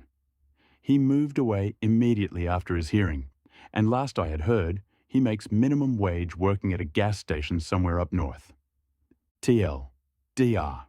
Power-tripping policeman messes with the wrong person in the wrong place. Edit. Thank you guys so much for all the awards, compliments, and constructive criticism. I will do my best to respond to your comments as quickly as I can, and please feel free to PM anything you don't want in the public thread. The revenge was truly brutal, destructive, and satisfying. OP did a wonderful job of exposing the arrogant officer's incompetence and arresting him for his actions. The officer got what he deserved. It was really satisfying to see the officer go from a position of ranks and stars to the streets. The revenge was really cool and satisfying. The next interesting story is from throwaway_12322. Ex cheated on me and falsely accused me of rape, so I exposed her to everyone she knew. In late May 2016, I asked my crush, Kate, of 3 years out on a coffee date. 3 dates later, we made things official. For the next 7 months, our relationship felt too good to be true. We clicked on so many interests, so we hardly ever disagreed on anything. We were very open with each other, which led to an incredible sex life. We both had good jobs, so we had money to spoil one another, and our families were both enthusiastic about our relationship. In January 2017, I was accepted into my country's Armed Forces Reserve program as a combat engineer. I underwent basic training from February to late April, and it was up until then the hardest thing I had ever done. There were several times I thought I wouldn't graduate, and the only thing that kept me going was Kate's words of encouragement over texts and calls. She was there when I received my BTC certificate and never let me forget how proud she was of me. As part of my job in the reserves, I would have to go away in the summer for advanced training between early June to late August. Kate fully supported me going 400 kilometers away to the training center and spending almost our entire summer break on work to further my military career. The summer was brutal on me. I was a social outcast from every clique that formed on our course and was the butt of several jokes. My self-esteem plummeted through the floor, but Kate's belief in me was what made me prevail. I passed as fifth best on course, and I owed it all to her. The decline. Things between us started to sour after returning home. According to her, I wasn't as spontaneous and outgoing as before I went away. I was dismissive, took small jabs and jokes as personal insults, and would rather stay in, watch movies, and have sex instead of going out. Unbeknownst to both of us, I had developed some nasty social anxiety due to the events of the summer, and it started affecting our relationship. Nearing our 2-year anniversary in 2018, we got into a heated argument over a small misunderstanding and subsequently broke up. I was incredibly distraught, before she texted me 3 days later and said she wanted to try and fix things. I didn't see her for 3 weeks, but we kept in touch every day, slowly mending things. When we officially got back together, nothing felt the same. Every time I talked with her, it was as if I was walking on eggshells, and it only worsened my anxiety, which in turn hurt our already damaged relationship. Then things finally came to a head at the end of July. The hurt. While in school, Kate had met a dude named John. She saw in John what she used to see in me, and they quickly became very close friends. He consoled her through our breakup and every little time I messed up afterwards. For the record, I knew of John, but never thought Kate would ever do anything with him. One night after work, we had planned for me to stay the night at Kate's place. I arrived to see the two of them chilling on the living room couch. Kate said that John had dropped by for a spontaneous visit, and he was just leaving. After John left, she became cold and distant. I slowly accepted that our relationship was dead, and asked her how things were between us. She echoed my thoughts, and we agreed to break up the next day. She said I could stay the night one last time, seeing how it was late and she was still worried about me. From there on until she fell asleep, Kate became uncharacteristically glued to and protective of her phone. In the past, she wouldn't care if I had glanced over to catch her and her friends texting about whatever, but now she did her best to hide the screen from me. I asked her about it and she said it was private stuff, which only raised more questions. After she fell asleep, curiosity got the better of me. I unlocked her phone, I knew her passcode, and found hundreds of messages between her and John. Messages about how she was now single, how exciting it was that they could now be a couple in public, and laughing at me about every little thing I did. I quietly sobbed as I read through each hurtful text. My crying wasn't as quiet as I thought. Kate stirred, and once she realized what I was doing, she threw a fit. I couldn't find the anger or words to combat her, so I just grabbed my stuff and left, with Kate shouting and yelling at me the whole time. It was late in the morning when I got home. I just broke down and ugly cried all night. I called in sick from work the next day and spent it sulking in my bed. The day after, I got several angry texts from Kate's friends and family. In a bid to save her image and denounce anything I might say about her, she told anyone she knew that I had forced myself upon her that night in one last attempt to get some before we broke up and left after the deed was done. Though what I had done was scarring, she refused to press charges because she didn't want to make a circus of her life in court, and was the bigger person by doing so. I spent the next few months in fear that her allegation would have me discharged from the army and my image forever tarnished, but nothing ever happened. The revenge. 5 months afterward, Kate DM'd me. After pleasantries, she basically apologized for the whole thing and actually admitted to faking it, though she would never publicly admit it to save her own reputation. My image, be damned. This angered me, but I kept cool. I screenshot the texts and continued talking with her. Over the next 3 months, she entered into a cycle of events as follows. Complain about a current life situation, usually about John screwing up in their relationship in one way or another, and asking for advice.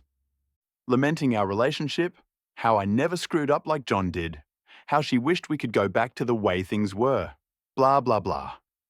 Ignoring me because John finally pulled his head out of his ass, did some huge romantic gesture, and saved their relationship. Going on a smear campaign on social media about our relationship, employing her friends for help, knowing in full that I would see it all, and trying to bait me into an argument. It would work. She would try to turn the argument around and paint me as the bad guy, and then block me for about a month before repeating the cycle. This happened 3 times like clockwork, and always left me burnt out and broken. But a part of me wanted it to happen. Each time it did, I took screenshots of every damning thing she said. I had a full SD card of everything I compiled before I finally decided it was time. Making several picture copies of the worst text messages I caught, I bought several manila envelopes and mailed them to everyone I thought would matter to Kate.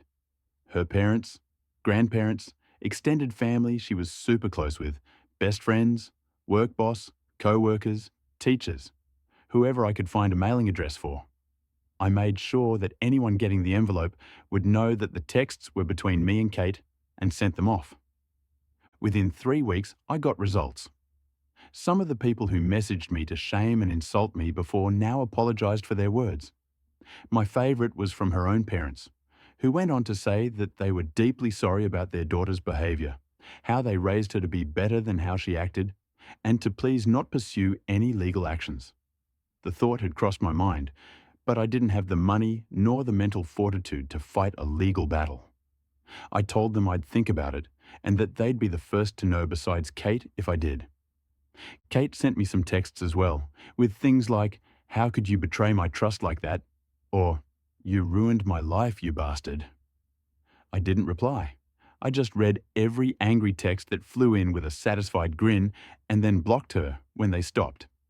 I never fully found out how badly her life was affected by my revenge, but I do know that she dropped out of school and no longer has a job. I hope John was worth it. TL, DR. Girlfriend cheated on me and falsely accused me of rape to cover it up. I endure her shit for a year, gathering evidence against her via text messages and socially nuked her life. Edit. Thank you all so much for the kind words of support.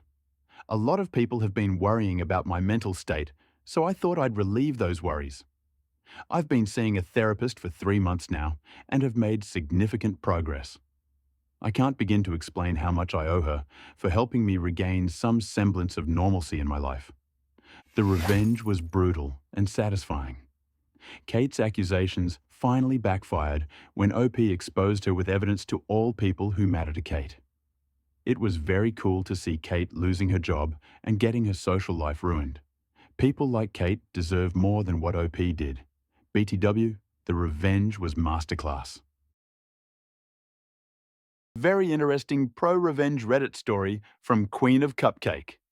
Co-worker screamed in my face, triggering an anxiety attack, tries to fight my boyfriend, and somehow got the boss on his side for all of it. Neither realized I'd have rock-hard evidence of everything for HR, plus a cameo of way too much sexual harassment.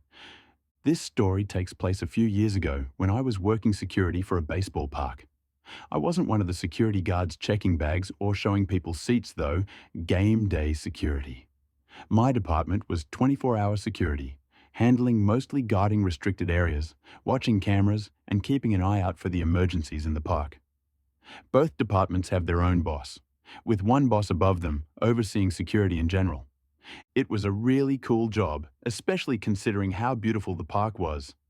When I would work night shifts, I'd usually be the only one walking around the park, and we had such beautiful views of the city, and even a river walk that was part of our patrol. Unfortunately, most of my co-workers were sexist middle-aged men. At the time of this story, I was 20 years old, 5'2", 112 lbs. I'd actually already quit once before for sexual harassment. A co-worker would start random conversations with me and insist I should work with him just to spend as much time as he could with me. Then, behind my back, was insisting to everyone I wanted him, as well as making comments about the size of my chest and insisting women with larger breasts were more sexual. It was hard enough being in a position where I needed to maintain some respect and authority in order to keep people safe without being treated like a streetwalker every day. I tried telling my first boss, who we will call Frank, and he said he'd talk to him, but it never stopped, and then, eventually, Frank was transferred. I found out basically as soon as he left that he'd been saying all the same things. He never actually had any respect for me as security, which was a little devastating, but I at least knew I'd done good work. At this point, his superior, big boss took over, so I tried to approach him to get the coworker to stop. He said, and I quote, "Well, as a woman in a male-dominant profession, you really should expect this sort of thing." So I quit. However, Big Boss decided to go into early retirement later that year, and the coworker made a sexual comment to someone from HR by mistake, so he ended up fired. When my second boss, who we will call Satan for my amusement, took over for Frank, someone mentioned my name and what good work I'd done in the past, so he sent me an email. And I happened to be looking for a second job at the time, so joined back up. Unfortunately, I began having issues with the new boss fairly quickly. There was no pretending to respect me. Satan started in Frank's position, but because Big Boss retired so soon after, he ended up getting the promotion easily. For a long time, there technically was no head of our department, as he was technically doing two jobs, and he was very rarely in the office. This meant he was very strict about everything, and getting anywhere required showing results. When I walked into my interview the first time I'd worked there, even though Frank immediately made comments like, "Oh, I didn't know you'd be so small," and "you sounded taller on the phone," he never made any indication it would impede my job, and I never let it, and always let me try a bit of every station. However, from the start, Satan mentioned he'd be having me mostly on table and office from then on, and even took me off night shifts. Frank let me know from the start that smallest uniform sizes would be swimming on me, and he was right.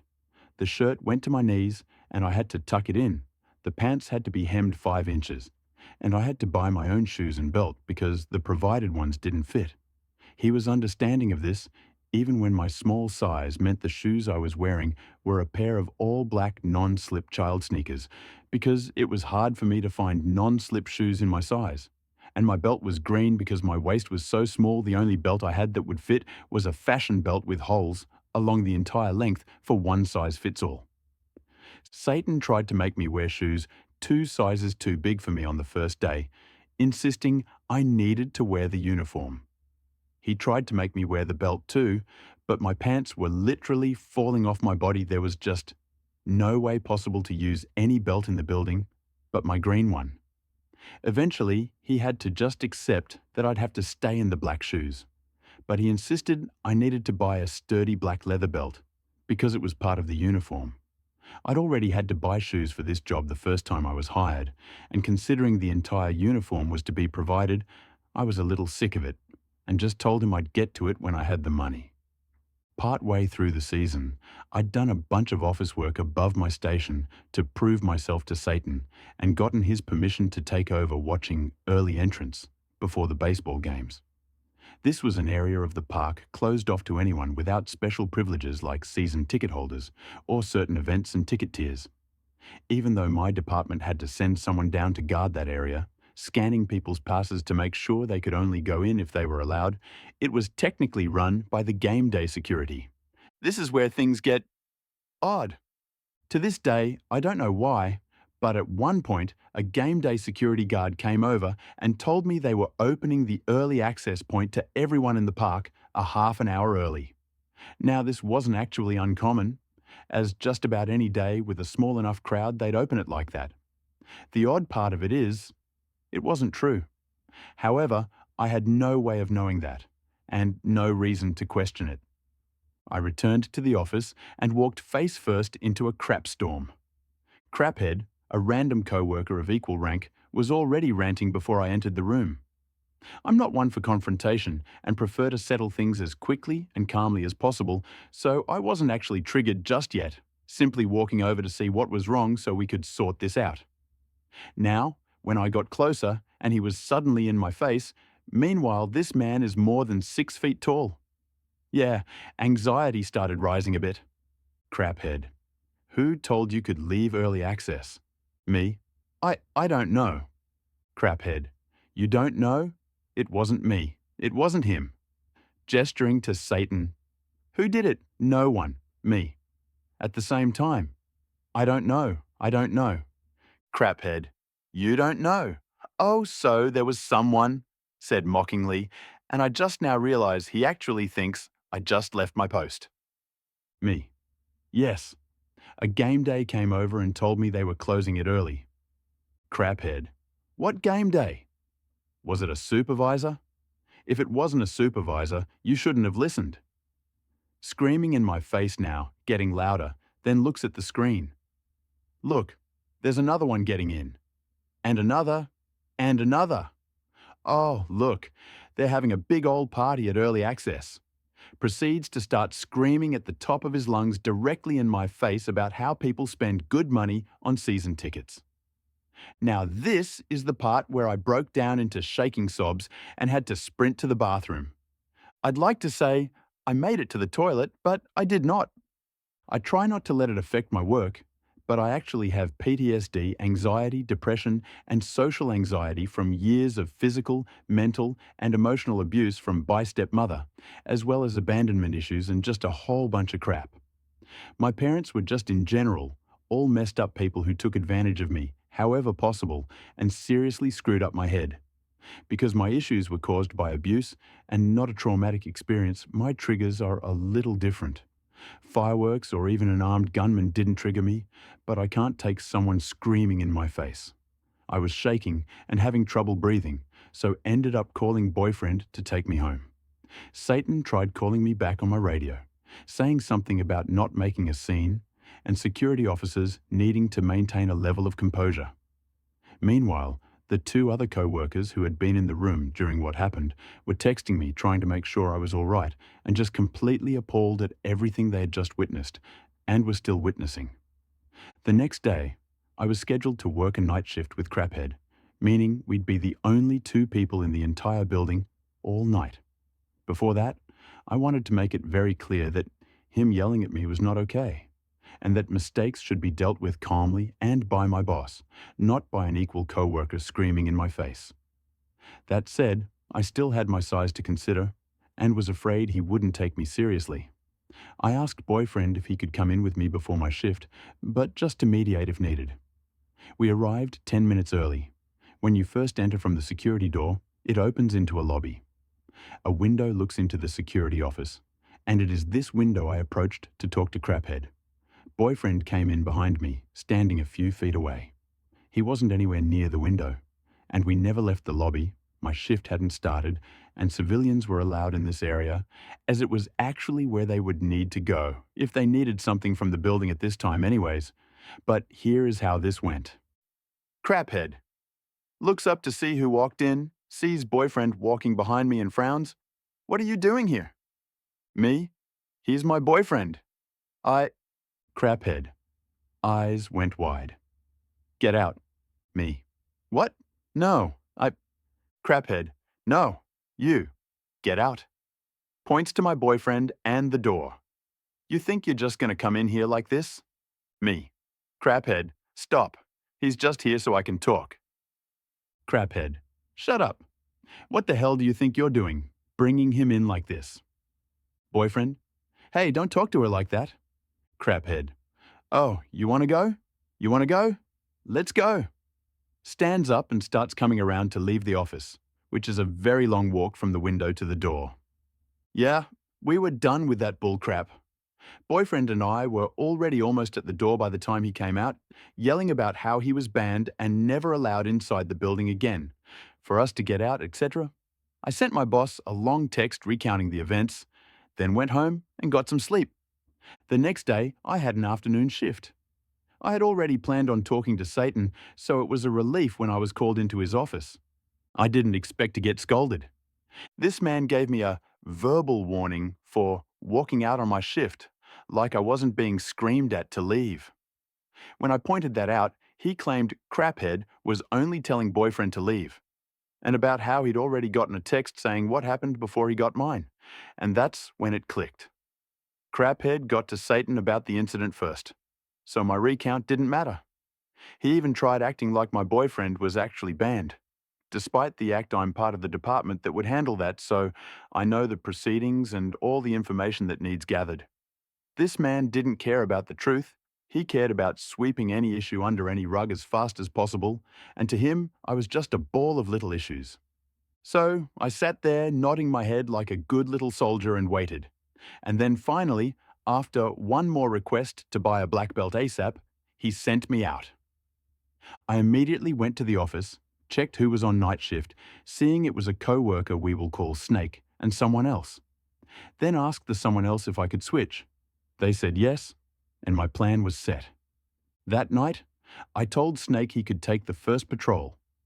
While he was gone, I used my security access to my full advantage, pulling up video evidence of both of Craphead's blow-ups. I used my phone to record copies of everything I needed, and thanks to all the office work I'd been doing, I knew exactly what way to mark the timeline of events according to our protocols for incidents. I wrote up all the reports myself, gathered my evidence, then left a note on Satan's desk.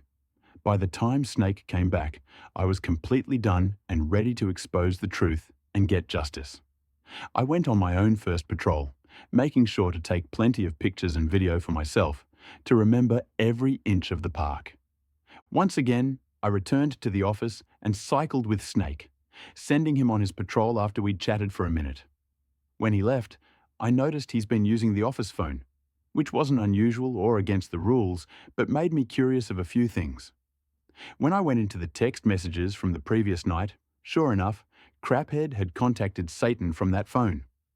I was able to read exactly what had been sent and get a copy for HR. Finally, I checked the Facebook group chat Snake had left open. Now, while I wasn't in the habit of snooping on my co-workers, Snake was actually one of the few I'd considered a friend, and the same person who told me Frank was secretly just as much of a sexual harasser claimed Snake was as well. And he left it open on the work phone. Upon reading it, I found out that not only was Snake just as bad as Frank and the guy who was fired, but he'd been in the group chat talking about all night with one of our other co-workers and our old boss about me and what they'd like to do to me if they had me to themselves all night.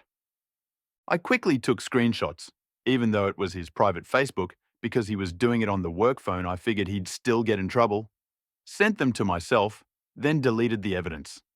I went on my last patrol that night, just enjoying a leisurely stroll around the park throughout the sunrise. When my shift ended, I left a big "I quit" in swirly writing on the whiteboard, then left. I stopped by HR to drop off the reports, having already sent the email with the videos, screenshots, and recount to people even above Satan. Satan tried acting to everyone like I was just a dramatic troublemaker and Craphead did nothing wrong, but less than a week later, Craphead was fired, along with Snake and the other co-worker. I was apparently right about them still getting in trouble. With 4 people suddenly out of a department that was already understaffed, Satan started to struggle. To make matters worse, while he still had a few good workers, the ones that were gone were honestly of the best, even Craphead. He still has his job, but the main source of my grief got fired anyways, and I've heard enough of the struggles Satan's gone through to know it was revenge enough. Besides, I got a couple bonus revenges, and trust men less than ever. TLDR. Co-worker screamed in my face, triggering an anxiety attack, tries to fight my boyfriend, and somehow got the boss on his side for all of it. Too bad both were too stupid to stop for 2 seconds and realize we are the security department, meaning I had full access to all the videographic evidence I needed to get one fired, make the other's work experience hell, and even took care of a few sexual harassers while I was at it. Oh, and when I walked out, I was still wearing the green belt. The revenge was truly brutal and destructive, and it was executed strategically. OP gathered irrefutable evidence and exposed the toxic behavior of her co-worker, finally getting him fired. It was really satisfying to see the co-worker lose his job for his below-the-belt actions. Not only this, the revenge finally made the workplace a satisfying place for OP.